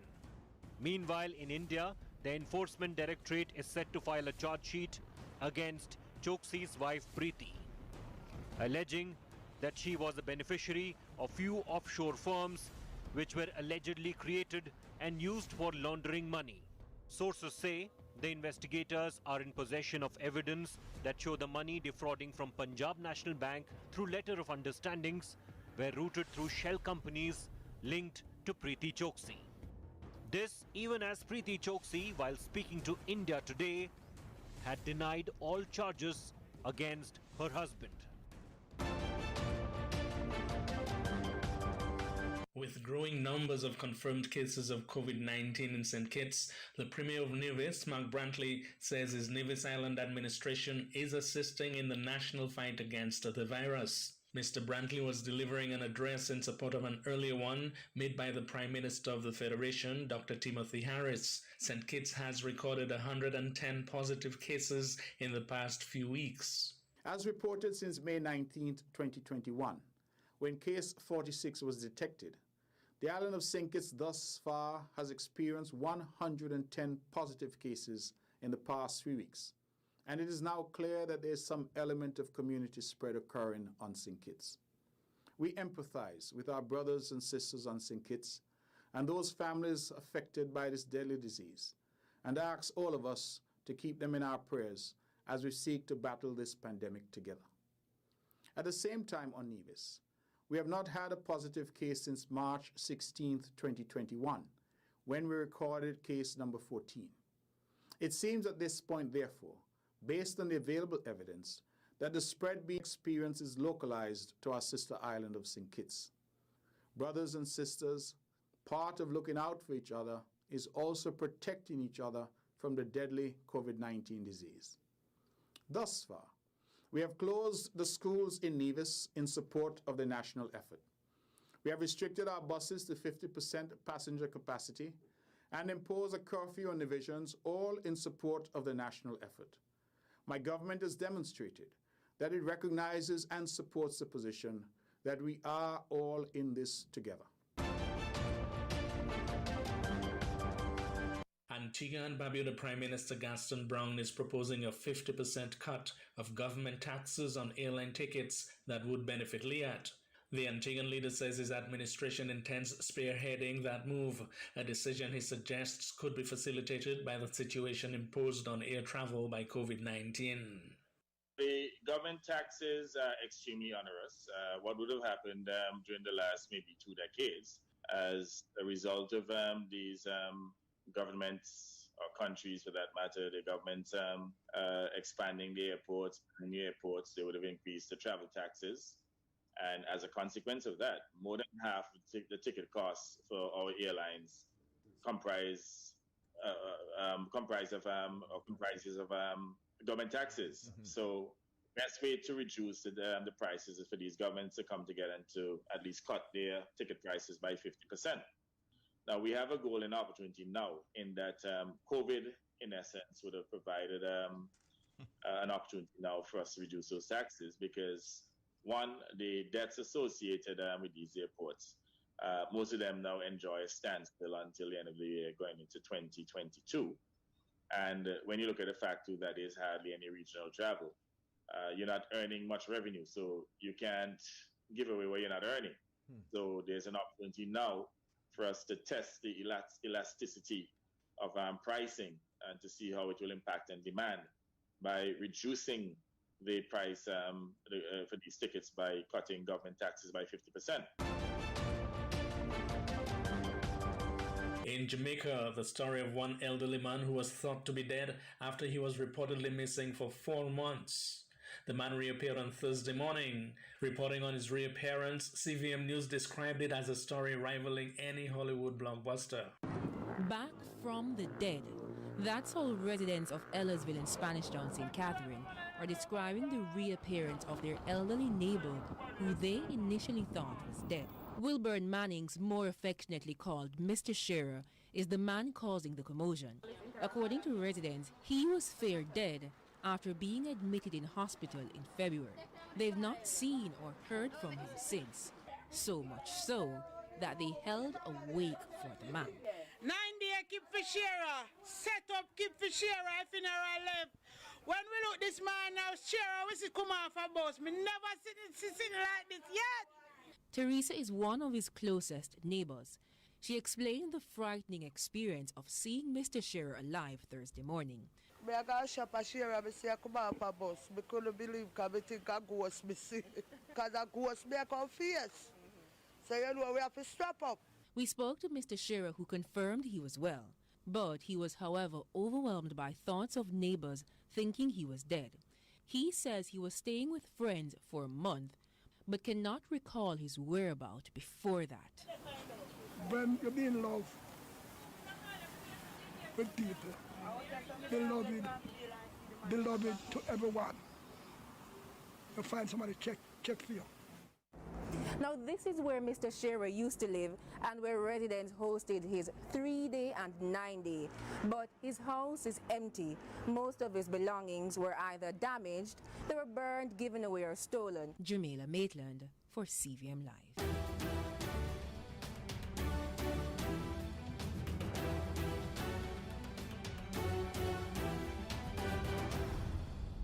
And that's the Caribbean News Roundup for today, Monday, June 14th. I'm Ken Richards. Thanks for listening.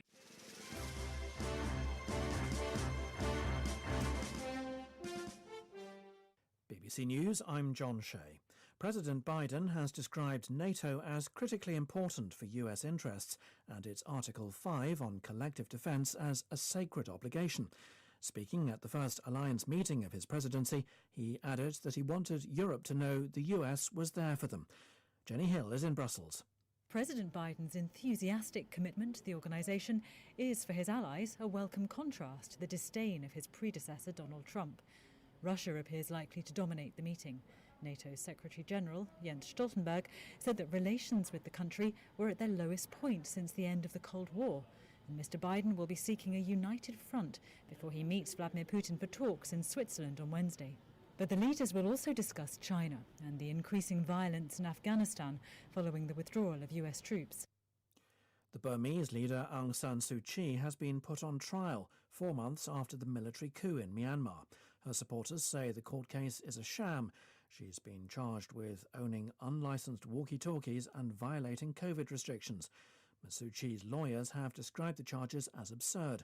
Jonathan Head reports. She's being held incommunicado in a secret location.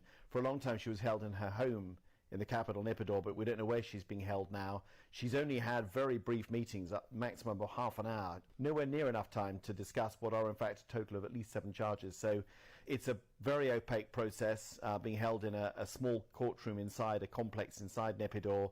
Nobody imagines that there's anything fair about it. At least none of the procedures so far have been fair, and she's got many more charges to deal with. The South African President Cyril Ramaphosa has said rich countries must do more to help developing nations acquire coronavirus vaccines. Speaking to the BBC, Mr Ramaphosa said only 2% of Africa's population had been vaccinated so far. He said African countries should also be allowed to produce their own supplies. We want to manufacture vaccines on our own. It is not equitable to have vaccines being manufactured in northern countries only, G7, and we don't have the capacity. And they are not even having the capacity to supply us. We need 60% of 1 billion that needs to be vaccinated, and we are nowhere near that. Mr Ramaphosa said a third wave of infections had left South Africa in a desperate situation. Reports from Yemen say that the bodies of 25 migrants have been recovered off the coast after their boat capsized. A local official said up to 200 people have been on board when the vessel overturned 2 days ago. It's not known what happened to them. The Red Sea route from Africa to Yemen is one of the busiest migration routes in the world. This is the latest world news from the BBC. The new Israeli Prime Minister Naftali Bennett has had a brief transition meeting with his predecessor Benjamin Netanyahu on his first day in office. The meeting lasted just 30 minutes with no handover ceremony. Mr Netanyahu has made clear that he'll do all he can to bring down the new government. The Editors Guild of India has criticised the police in Uttar Pradesh state for failing to protect a journalist who died in a motorbike crash days after he complained about threats to his life. It said Sulabh Srivastav was threatened by alcohol bootleggers after he reported on their illegal activities. The Guild described the journalist's death as mysterious. The police said he died in a traffic accident. A US Special Forces veteran and his son face up to 3 years in prison after admitting to a court in Tokyo that they'd helped the former boss of Nissan, Carlos Ghosn, flee Japan. Mr. Ghosn faces charges of financial misconduct, which he denies. Rupert Wingfield-Hayes has more details of the accusations against the pair. It is a really extraordinary story. On December the 29th, 2019, they took Carlos Ghosn from his residence here in Tokyo, where he was on bail, to Osaka by train, where they then put him inside this very large musical instrument case at Osaka Airport. Then they put it on board a private jet and took off for Istanbul. And when they arrived in Istanbul, they then switched jets and on a second private jet flew Mr. Ghosn to Beirut in Lebanon, where he then revealed that this plan had been executed and that he'd managed to escape from Japan. Italian police say 8 people have been arrested for a series of jewel robberies across Europe. The Estonian gang had targeted luxury shops in 2016 and 17, carrying off jewellery worth more than $1 million. BBC News. That was the WINNFM Headline News. The WINNFM Headline News was brought to you by Caribbean Alliance, The Grange, KDP Enterprises, Carib Brewery and Development Bank.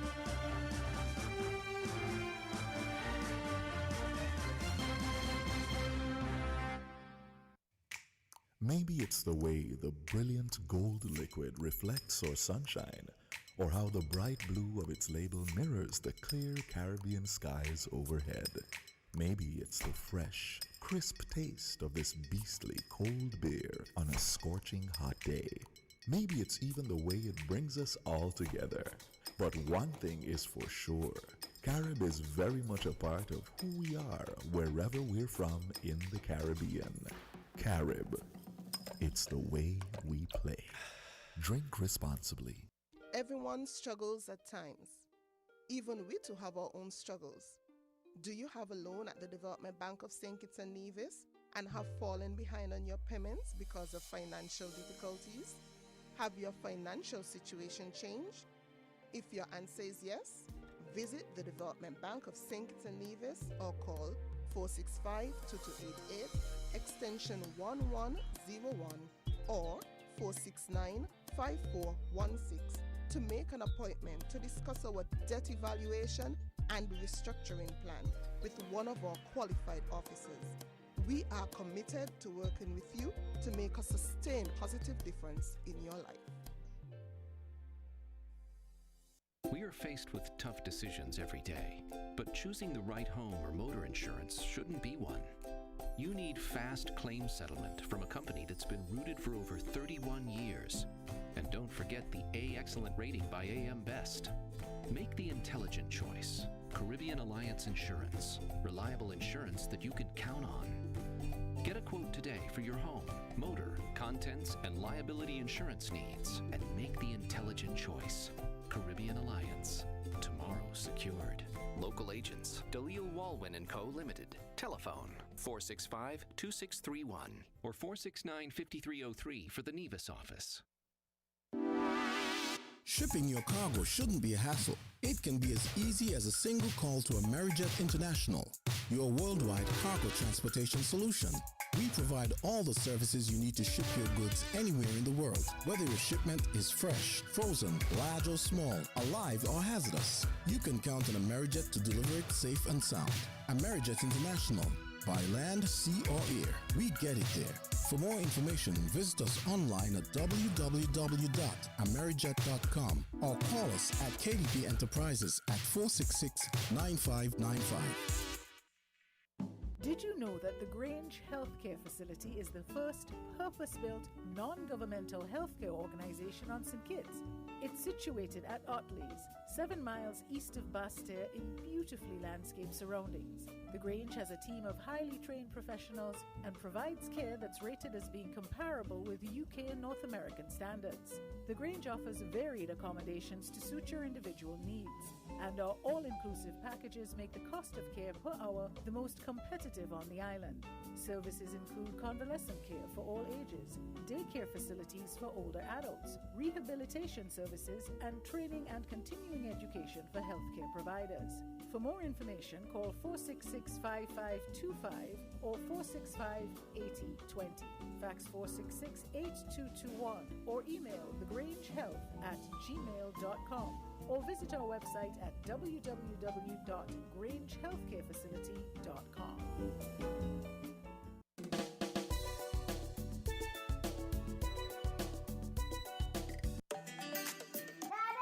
It's the big Daddy! 3-day weekend sale at Horsford's. This Father's Day weekend, Thursday, June 17th to Saturday, June 20th, Horsford's Building and Navy Centers will be celebrating. Daddy! Yes! It's a 25% off store-wide for 3 days only as we celebrate. Daddy! At Horsford's Building Center and Navy Center. Yes! It's Horsford's Building Centers. Daddy!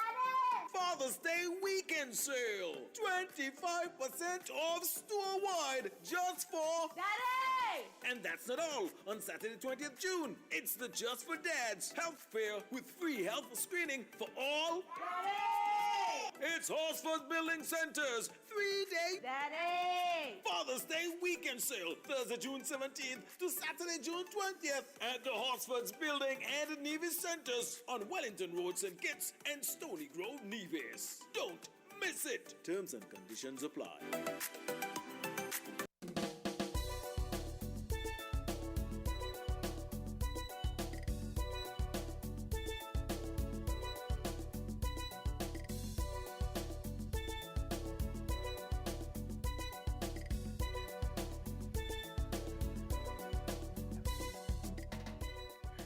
To our many viewers and listeners, welcome back to the second half of Voices.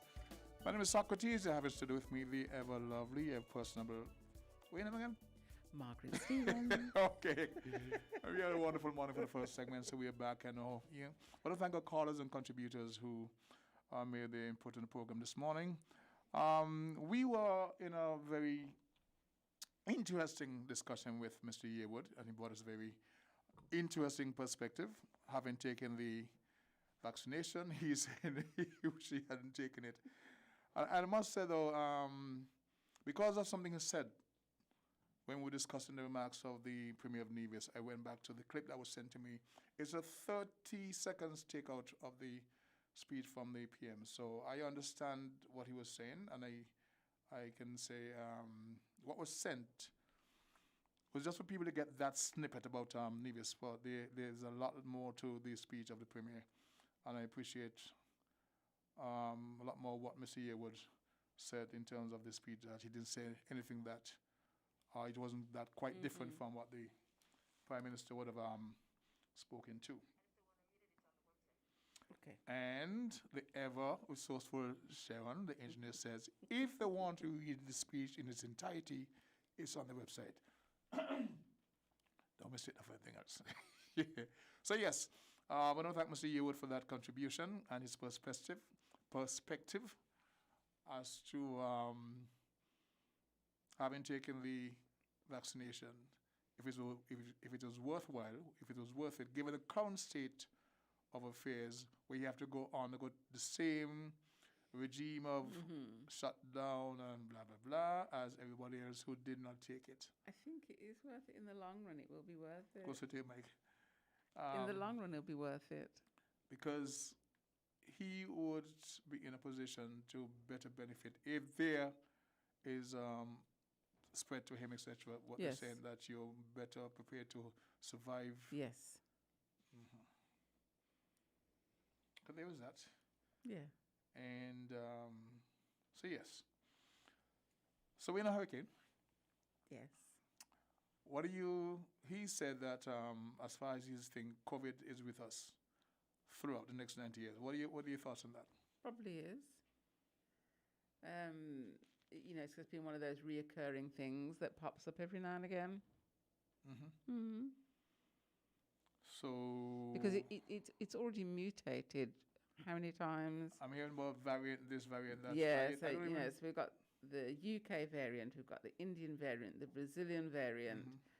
Do we have a US variant?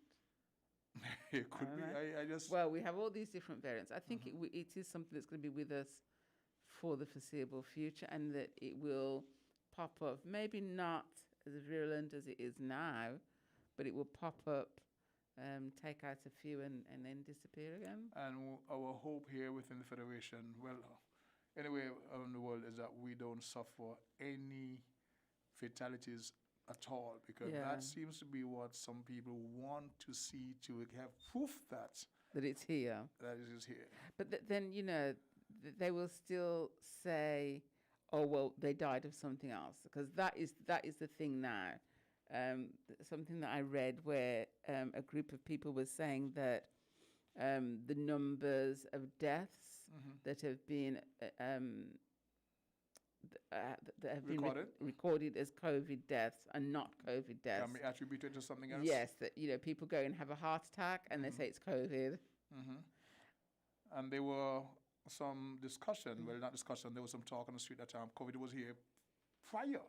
Yes. To when it actually officially arrived. Yes, I mean, a lot of people have said that, they think that, so this was 2020, so 2019, December going into 2020, January, people were saying that they had these colds that were just, gave them severe respiratory problems. We have that every year. Yeah. Just around what they call the flu season. That affects us here in the Federation all the time.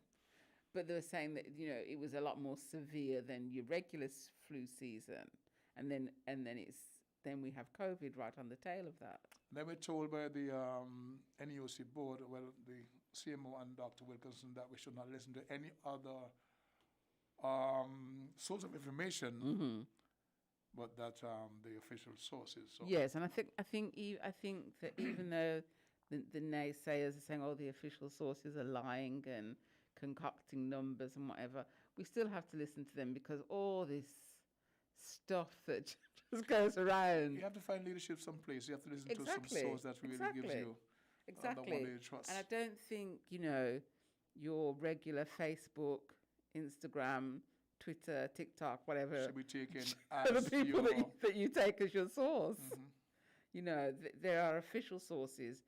Follow the official sources. I don't think that you can go that badly wrong following the official sources. At one point, we had a discussion where you said you had reevaluated your stance in the way the NEOC board had addressed and handled and managed, and you gave them kudos. Yes. Do you have a caller on the board? Okay, good caller, you're the first one after the luncheon interlude, so please, the mic is yours. Hi, good afternoon, the King. How say you? Giving thanks for life, and good afternoon to your co-host, Margaret. Good afternoon. I listened to your program earlier in its inception, but was busy otherwise, so I decided not to call in. Okay. And you was speaking about, the cruise industry and tourism and the effect on the present development in terms of cancellation. I was privy to come across information that I think it's a Royal Cruise Line that was probably destined for what we call to St. Martin and other destinations. But there were a few cases of that cruise ship which persons are fully vaccinated. You talking about the celebrity or the other one you mentioned? I think it's another name. Okay. Of the Royal Cruise Line, but yeah, there I found some. So there are challenges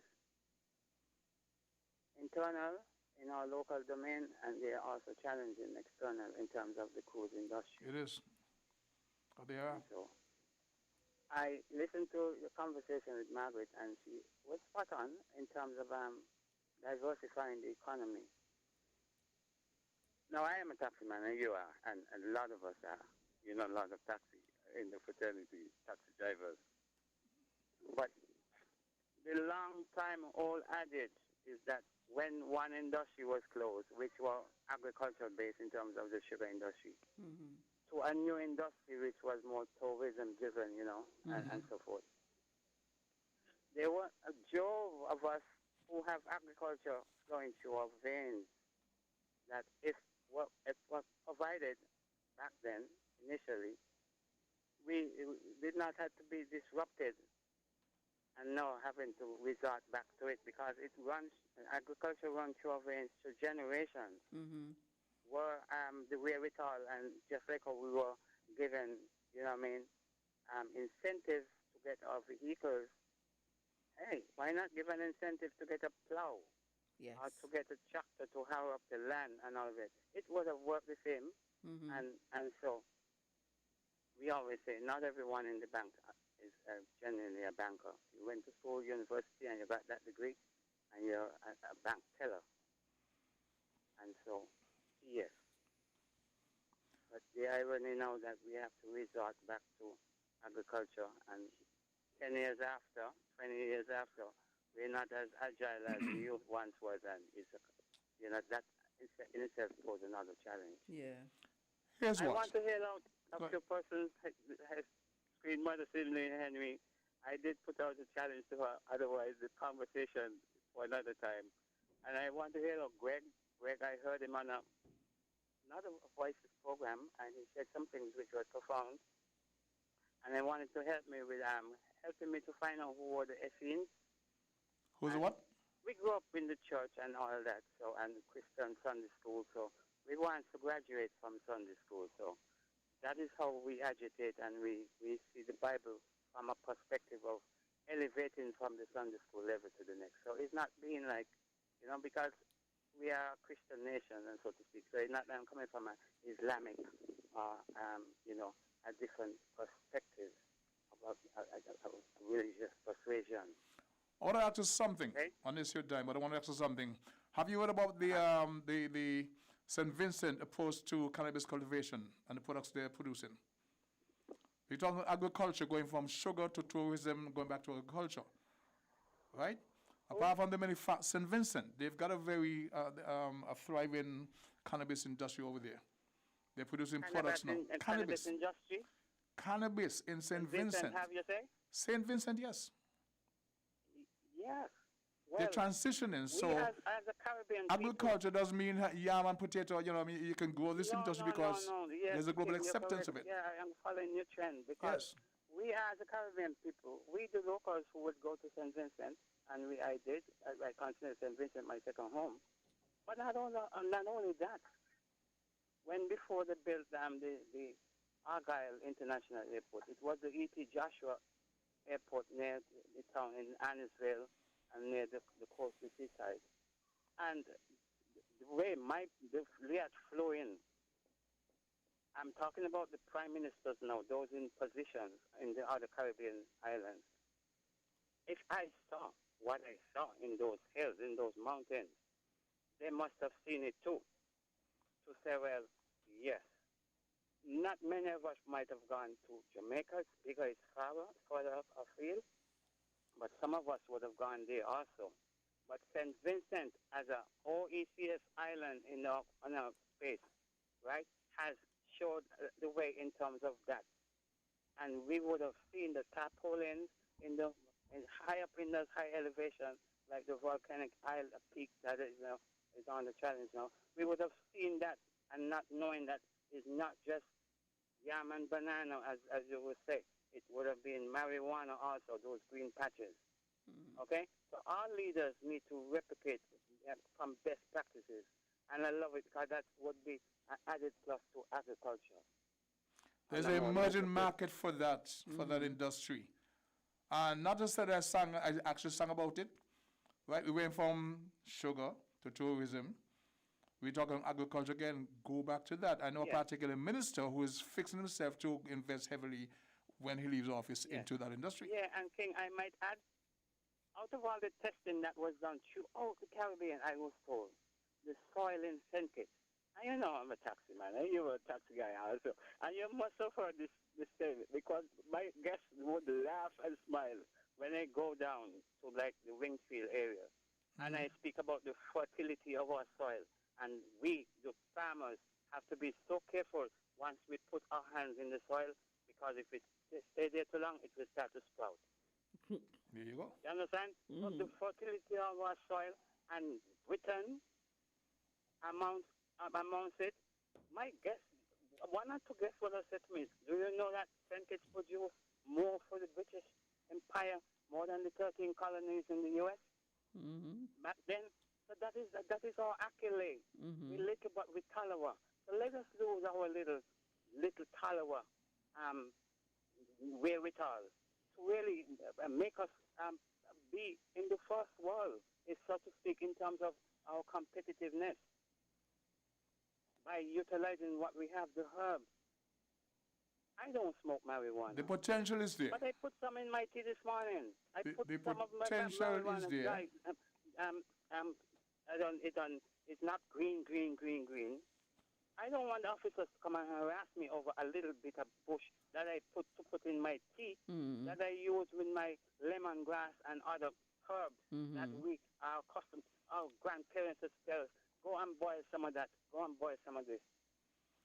The potential is there to harness that industry in a comprehensive way, because it's going to happen sooner or later, and we should not be caught on the tail end of it. We claim to be leaders. Exactly. So in our agriculture, you can diversify and build that industry. You know. The king, I'll share a little personal story with you. I migrated and I lived in the U.S. for quite a while. Okay? And it's back then. It is back then, in the 80s. And I would have met elder persons who came to St. Kitts for our independence, our first independence. You know, the 19th of, I think, 83. 83. Yes. And so they would have met me and tell me, boy, you know, you a little guy like you produced back then. You produced back then. You had the best marijuana in St. Kitts, in my view, back then. Back then it used to be the Rastafarians, where, like you have the House of Dread brothers. They call House of Dread, yes. The Kundu and those brothers from there. And then you had Reggae Walk, and those brothers used to plant elsewhere. Against Reggae Walks. And here is it, we produce our best amount, you know, for Carnival. As you know, that was the season. You understand? Eli I X. was given that type of commendation to say, well, what I produce. I'm not a producer anymore. I does not cultivate marijuana anymore. But you speak about the potential. I will encourage the youth to go into it with the relevant authority, following the guidelines from the relevant authority about marijuana production and the benefits that should be derived from it, because it's no secret anymore. Yeah. Okay. Want to appreciate that. Okay. So that's my little expertise in the growing, but in an organic way. Yeah. Because everything has been weaponized, and I don't like our youth smoking marijuana if they choose to smoke it with the brown, because the brown is laced with embalmment fluid, and it is messing up our youth. Yeah. And those are the weaponization of things that we are ingesting into our bodies today, which is very harmful. Yeah. Thanks for listening to me. You're welcome. Thank you very much. I strayed a little bit, but I had to go there. I hear you. I don't want officers to come and knocking on my door because I put a little bit of bush in my tea this morning. I didn't ask them to drink any of it. I drank it myself. Okay. Thanks for listening. You take care. Okay, we're going to take a little break now and go to our sponsors.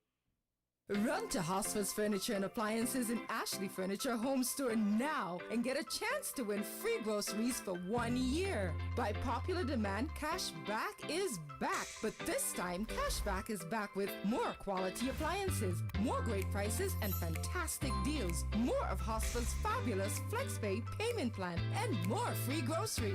a whole year of free groceries. Come to Hosford's Furniture and Appliances in Ashley Furniture Home Store today and get absolutely free groceries with every hire purchase and a chance to win free groceries for 1 year. Great deals on furniture and appliances. Get cash back for free groceries with FlexPay hire purchase and a chance to win free groceries for 1 year with every $500 spent. All great reasons to shop at Hosford's Furniture and Appliances in Ashley Furniture Home Store this coupon season. Terms and conditions apply. See stores for details.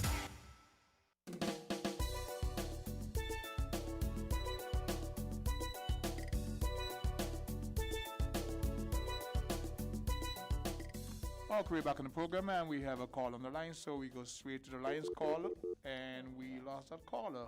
Please try again. Please feel to try to get back in the program. So the last caller was speaking about his experience. Yes. Okay, we go to the phone lines. Caller, welcome to the program. Caller, welcome to the program. Hello there. Are you there, caller?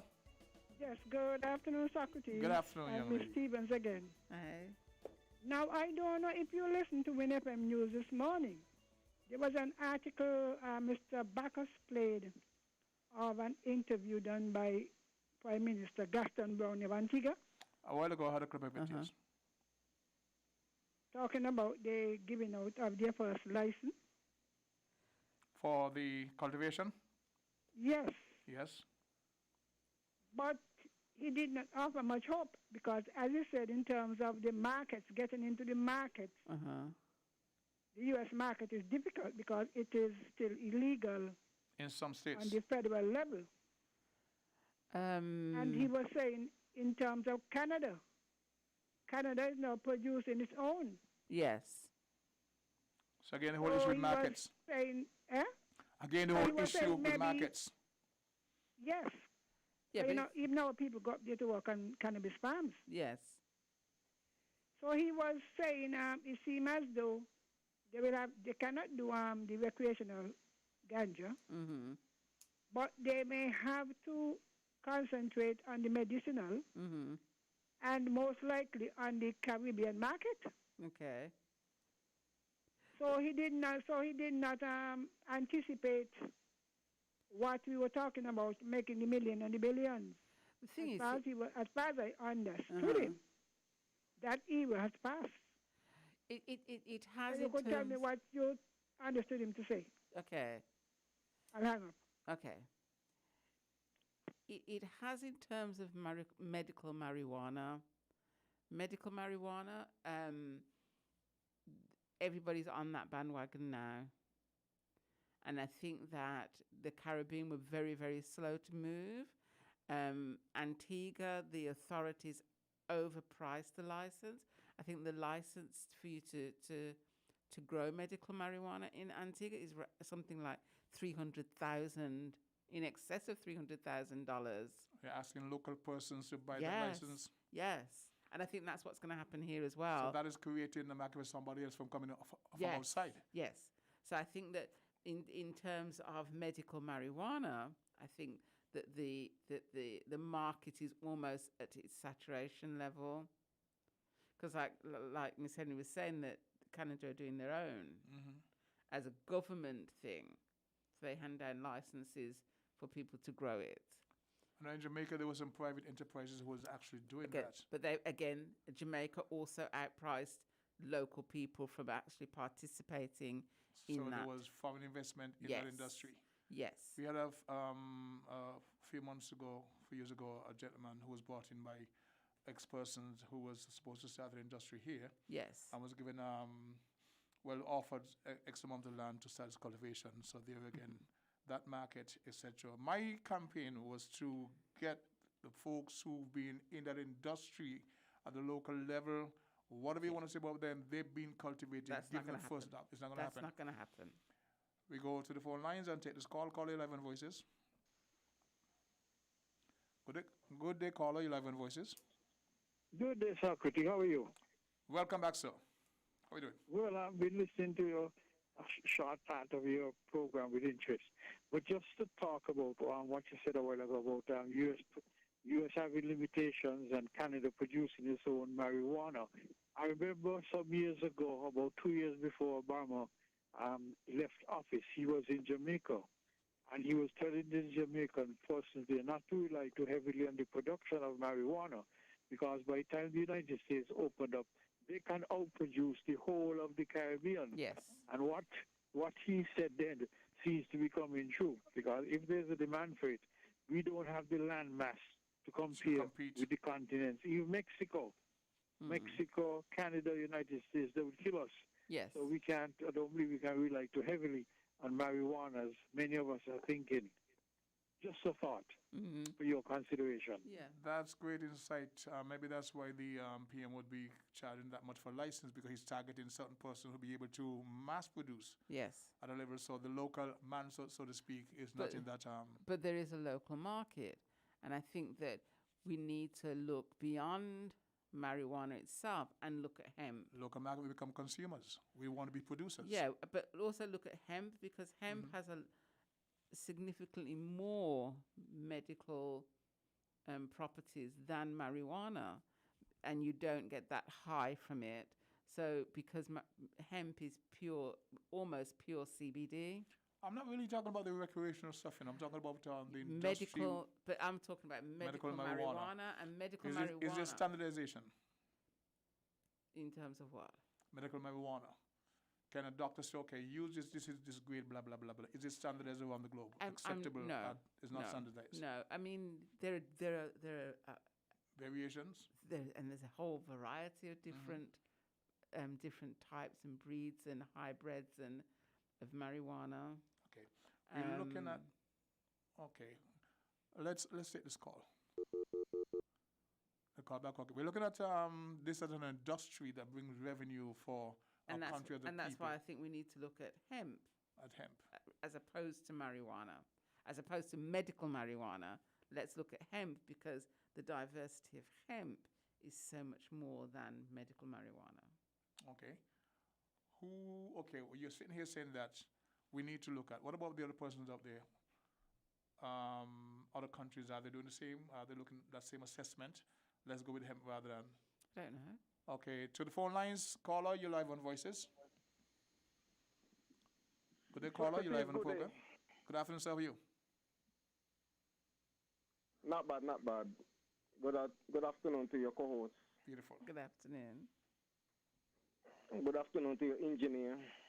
Yes, just give me a thumbs up. This is going to be interesting. Every time you call, it's like, so let's hear you. And to all your listeners. Thank you, sir. Yeah. Me supposed to know the hills today. Me not supposed to take part. Me abandoned to a mountain ground, and a younger generation decides for me supposed to carry some family member up there, but they're not show up, so. Okay, so we got you. We benefited. Yeah, but me not gonna be too long. That's okay. Me listen to your last call after, just before lunch. That you take the vaccine, and basically the same thing like everybody else. Have to be locked down and so forth and so. And we listen to the talk about the clip. Yes. You see, Socrates, let me deal with the clip first. I deal with exactly that clip then. We just talk about clips. Clips are a very dangerous thing, you know. You get that? Mm-hmm. You remember, I agree, but later. You remember in a different conversation when me all time a press and a press and a press. Anytime you go start one book, start from the beginning. You can't start one book in the middle, you know, because when you pick up from the middle, something up front that you miss out. Foundation. You will find, exactly. You will find how we just drop right in to the middle. But because you miss out the first part of the, you get the point that I make? You go out of context. Yeah, a very dangerous thing. Me not sell of clips. My very good friend Patches our master upon that. I get you. My friend, make sure we put in my friend, you know. Because let me tell you something. He's so love up here, right? Mm-hmm. You see Patches and Mark Brantley. Mm-hmm. That me don't get warning. Anytime me call along, they not interfere with them two individuals can me get out the man shot, you know. You get me, so me make sure me put in me friend. Your good friend. But me not really touch Patches to them. Me just talk about the clips them. Mm-hmm. I want very dangerous. The same thing now, me go run now, straight thing now, not the Bible. Me go come to the Bible. And for just going in and just pick out little scriptures and come go support one point, that's one dangerous thing again. You get the point I'm make? I'm following you loud and clear, yes. Right. You see the day when we make the this and say Israel land, and as far as your eye can see, and Africa come in and say, as far as your eye can, you remember? Yes, go ahead. How you call? They want if you research. God carry Moses and tell Moses, pan here and say, look, and as far all that are going to be used. But what happened? You got people in the land that you have to take out. Oh. You have to work, and you have to work. But Israel never do what God said. That's the whole point about it. So they have to get the trouble that them have got. But God give them the them land. And when God could have cleaned the land for them. You get me? Mm-hmm. I'm following. That God couldn't make them easy that they just walk in. No. But you personally have to work. You have to work. They have to clear the land. It doesn't matter who's there. You have to work. You have to work. And then, let me say this. The first of man, where God me place? In you the know garden? where God me place? In the Garden of Eden? Now a garden. Mm-hmm. You get the point? Yes. No garden. What got me in the beginning, so shall it be in the end. You get that? Yes. Man, we're shaking a head in agreement with you. Start a garden, you're for in a garden, you're for it. Exactly. You get me? So when you run away from the garden, you're going to some kind of fantasy. Yes. Remember, you know the same tourists from the garden that don't feed them on the boat. You get the point, man? Yes. Check one baby. When a baby born. Where you put the baby? You know, put education and all and something to the baby. I feed them for feeding. Till when it come to education wise and but the first food you have to concentrate on. You get me? Yes. I'm following you. So countries that are run away from the farming business. Have to return to it. Foolish thinking. Yes. You feed yourself first. Yes. You feed yourself first. Well, I'm not really going to scripture, because scripture, I see God first. But we just talk on one average base. By a large extent, in the region, we became importers. There was migration where a lot of folks went out there. The younger generation, they want dirt on the fingernails. They became technically savvy. And so we started to fill that void with imports. Mm-hmm. Well, where that they come from, where the migration from that come from. Because when we come on the scene, how we feed ourselves? Mm-hmm. Yes. You get that? But to be able to just sustain yourself from your family, etc. You had growing families. Socrates, like I said, me can get you back for important call coming. Okay, so I appreciate that. The whole aspect of when we were growing up, we had the farmers, the elders who did fishing and the some plot of land farms, that was some rare animals. Yes. And it was very difficult to them because from the emancipation, they were given plots of land that was beyond the cultivatable land for the sugar canes. They had to go way above that. That was the mountain ground, as we used to call it, on the gut side. But that was used as subsistence to feed their families. Yeah. They had a job. Yes. Migration came because people wanted a better standard of living, and so Yes. we went out there, and we were able to subsist the families by sending home something. Yes. The younger generation, seeing the farmers and how they were portrayed, didn't want to follow them. And we taught the children to go to school, secure an education, don't work in the fields. Yes. Nothing wrong with that. So this generation now they're looking at agronomy as a science to go back and understand that, because we have strayed away from that. We're not the reason why. Yes. So the sugar industry, did not benefit the people of St. Kitts the way it ought to. It was an industry that benefited the overlords, etc. So the time came we had to close that. Prior to that, we transitioned slowly into what was the bread basket for the region. And we put our eggs in this one basket, which is now affected because of what has happened in terms of COVID and the sugar industry. We did. So, okay. We're going to pause there and entertain this caller. Caller, you're live on Voices. Welcome to the program. Hello there. Are you there, caller? Yes, I'm here. Yes, we're here. Okay, let's hear you. Yeah, I just want to add on the agricultural aspect. And you talk about bread basket. When I was growing up, I saw the remnants of the sugar production on Nevis by these huge sailboats, schooner boats. I think one was the Cara, and any Nevisian can chime in and correct me. But they used to come down to what the pier that was provided to export the sugar, the raw material, the sugar, down what we call the factory pier, up there in the corner as you go towards the industrial side. That's correct. And then this locomotive, a gentleman in my community, his name was Cuba, would have driven number 12 locomotive or something.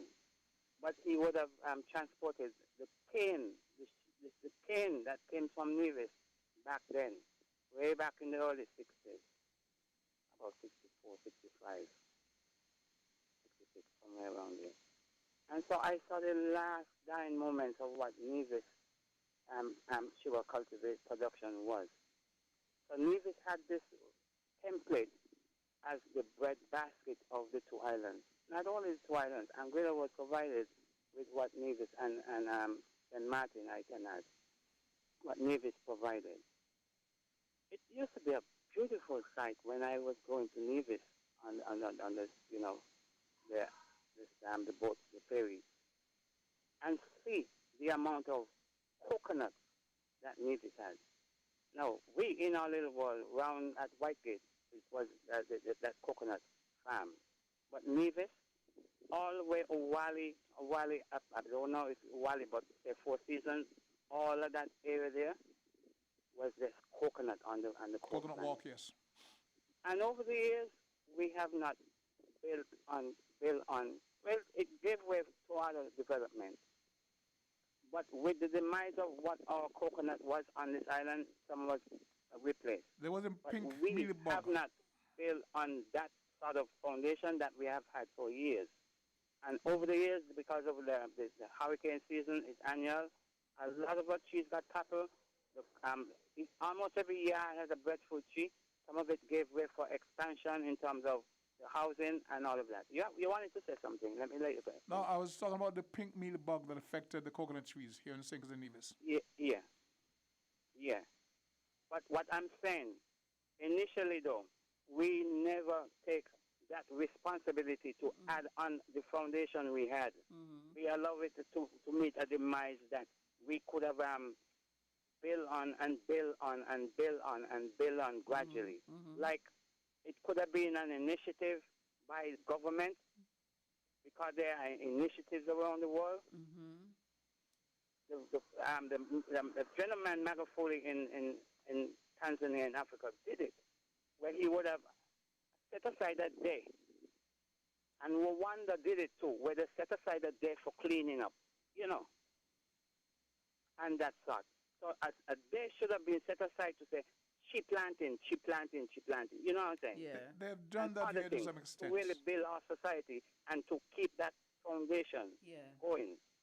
I have seen some initiative, it's like when you're going towards Tabernacle and they have done some Lodge, you will see tree fruit trees planted on the side, but it would need to be a bigger initiative island-wide. They've done that. Some fruit trees, some none, but they've done some tree planting, etc. But I get the point you're making. But it wasn't the mindset at the time of preserving coconut trees because we were just like for local consumption. We're talking about the industrial level now, the a level where that can sustain an industry for the country. You know, we know the coconut trees, and we have a lot of vendors up there still finding coconut to sell downtown, etc. Yeah, So I that's mean, not that's true. It gives way for other persons to make money. But what I'm saying, you realize the coconut price is very expensive. Exactly. It would have been more competitive because we would have had an array. You know what I mean? Exactly. You would have had a local market Not only as that, well. we are importing the coconut now. Exactly, which we shouldn't be. Right. So, you know, it would have given, at least, we would have been able to kind of afford coconut because we had a local market, that person will have, and it would have kind of set the price a little bit more affordable for all. Yeah. Coconut is so important. You know? Thank you. All the notions, all the negative stereotypes and connotation about what the coconut and the coconut oil and its product it would do to the body, all of that's been thrown out the window by scientific confirmation that the coconut and it provides that kind of energy called ketones. Yeah, and it's one of the biggest superfoods as well, and it's the whole coconut from the jelly water to the actual meat itself. So right. The doctors will tell you drink some coconut water to flush the system and revitalize the cells in your body. Yes. But one has to be careful how they're using it. Exactly. You don't allow the coconut to be boiled towards a high temperature beyond that to make that oil become rancid, like other oils. Once you keep it below that, then you use it, you get ketones energy that goes straight to the brain. Yeah, because it's short. You know? Once you get to the liver sends it straight to the brain, and it avoid going through other channels, and it goes straight to the brain, that the brain food. Okay. Brain revitalization is all of who we are. We are people of high mineral, 7.1 and up in terms of this alkalinity aspect of it. So we benefit from all these things. Yes. Okay, Africa. Let's take our next station break before we come up to the end of the program. So yes, all right. Thanks for your contribution. We go back to the board for the word from our sponsors. Here are your Horsford's Value Mart IGA Value Club Blue Tag specials from June 3rd through 16th. Essential Everyday Mayonnaise, $9.99. IGA Squeeze Ketchup, $3.99. IGA or Essential Everyday Cream Cheese, $5.49. IGA Single Roll Paper Towel, $4.99. Captain Crunch Cereals, $8.99. Red Baron Pizza, $23.99 each. And now our very low weekly value deals. Langer's Juices are just $6.99. Dial Soap 3-pack, $8.99 each. Ensure and Boost Nutritional Drinks, $7.49. IGA Instant Oatmeal, $6.99. Mueller's Pastas, $4.99. Betty Crocker Cake Mix, just $5.99 each. Shop smart, shop Value Mart. Sea listo y haga sus compras aquí a Value Mart.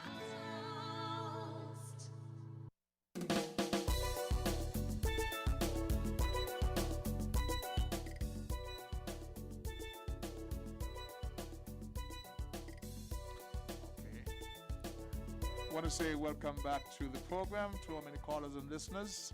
We just missed a caller there, so if you get a chance to call back, please do so. So that was a contribution from Africa. And here's a caller back. Caller, you're live on Voices. Are you there? Caller, you're live on Voices. Are you there? Yes, Socrates. Yes, sir. I just called the name, you know.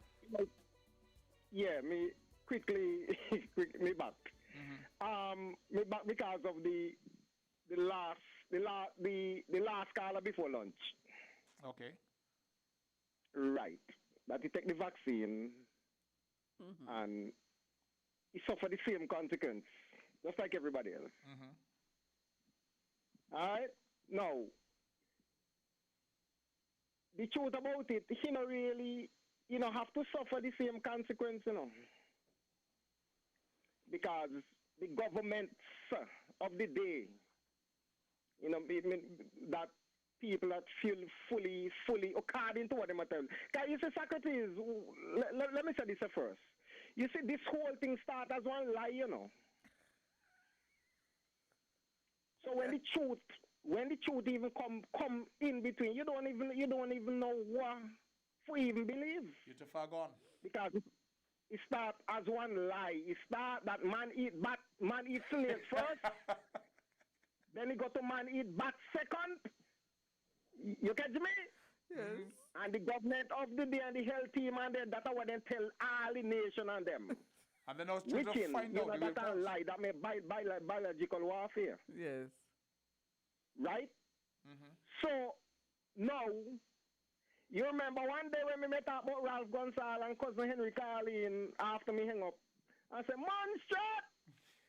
the vaccine, I know the mark of the beast and number. You remember that? I recall that very well. Right. Well, let me tell you something. The people that take the vaccine, then can put one ribbon on them or something, but then you go bring out the agenda too early. You get the point? What's the agenda? The 666. You go bring out, you can't buy nor sell, you can't do business. You go bring out that they too quick. The time not come yet for that. But then can't do that. And let hopefully vaccinated go free. But you go bring the agenda too early. You go bring them out too clear. You get the point of me, mate? I follow you. I follow the whole thought process. They still have to keep them undercover and continue fooling people on them. Until? You don't know what they do. And continue fooling people. Yes, the disease there, and the disease come on the scene for shape the laws them into place, and people now check the laws them. People now check the laws them, you know. Then just concentrate on the disease, and while them concentrate on the disease, the people are not on the drawing board. You see, you know, on the drawing board, you know. And even when the government them of the day even talk to WHO, they not tell you what they discuss. So you're not really on the drawing board, you only just based on your, you know. Just when they tell you for shut down, they shut you down. When they tell you for open, you just open. And you don't know what going on. They tell you go and take the vaccine, you just want to take the vaccine. And nobody question. You don't notice? Nobody even question. WHO will look out for the people's health. Don't even put out one serious investigation. You know check them out? Because what happened? The same people, I'm going to fund them. And I'm going to fund them. Me send one tape, me send one Socrates, me send one video to Mr. Bacchus. Please get on for me. Please get him. I'm if you run over him. And one day when you got a free line with 2020 pound the US money. They should the Twin Towers on them pound the other, but pound the US money when you turn the money over. I want face your mass. I plan. I think I've seen a demonstration of that, but I'm not going to box the same year. No. Me want if you play more and I understand them. That when me come now, can me not come with scriptures for back them up. Our name is Henry to respond to you because I'm not me dead serious, you know. You see, lack of knowledge, the people perish, eh? Quite so good, that's true. Exactly. So, anyway, let me let from there. But please, get them. Play them over and over. And then when we start, we go come from the thing, and then we go into the scriptures and show you exactly. And then Cousin Henry would understand. Cause me hear she last. Socrates, me don't take me to a job. And me say, what, Cousin Henry, like you win one jackpot, the boy. Okay then. Your last caller of the day, I would say the most entertaining. At the same time, there are those I have friends within the religious, things, so they're not taking it because God is enough to sustain them. I appreciate their perspective and their opinion. Here in the Federation, we're still asking people to do what is required in terms of containing the virus. So we have the different school of thoughts One, that is the mark of the beast, 666. And the people who can argue and give a text to support their position. Others don't. So we're in a democracy. We want to say thanks to all our callers, viewers, and listeners, and all the folks who contribute to the program. Yes. I want to say very special thank you to Margaret Stevens, who may not be here with us next Monday. And so we made a very extra effort to have you here today in the program. So thank you for joining us. Always and my hopefully pleasure. next Monday, if you're not here, you can at least listen Yes. to the program, okay? Yes. So peace, love, and stay safe from the studios of WINNMedia.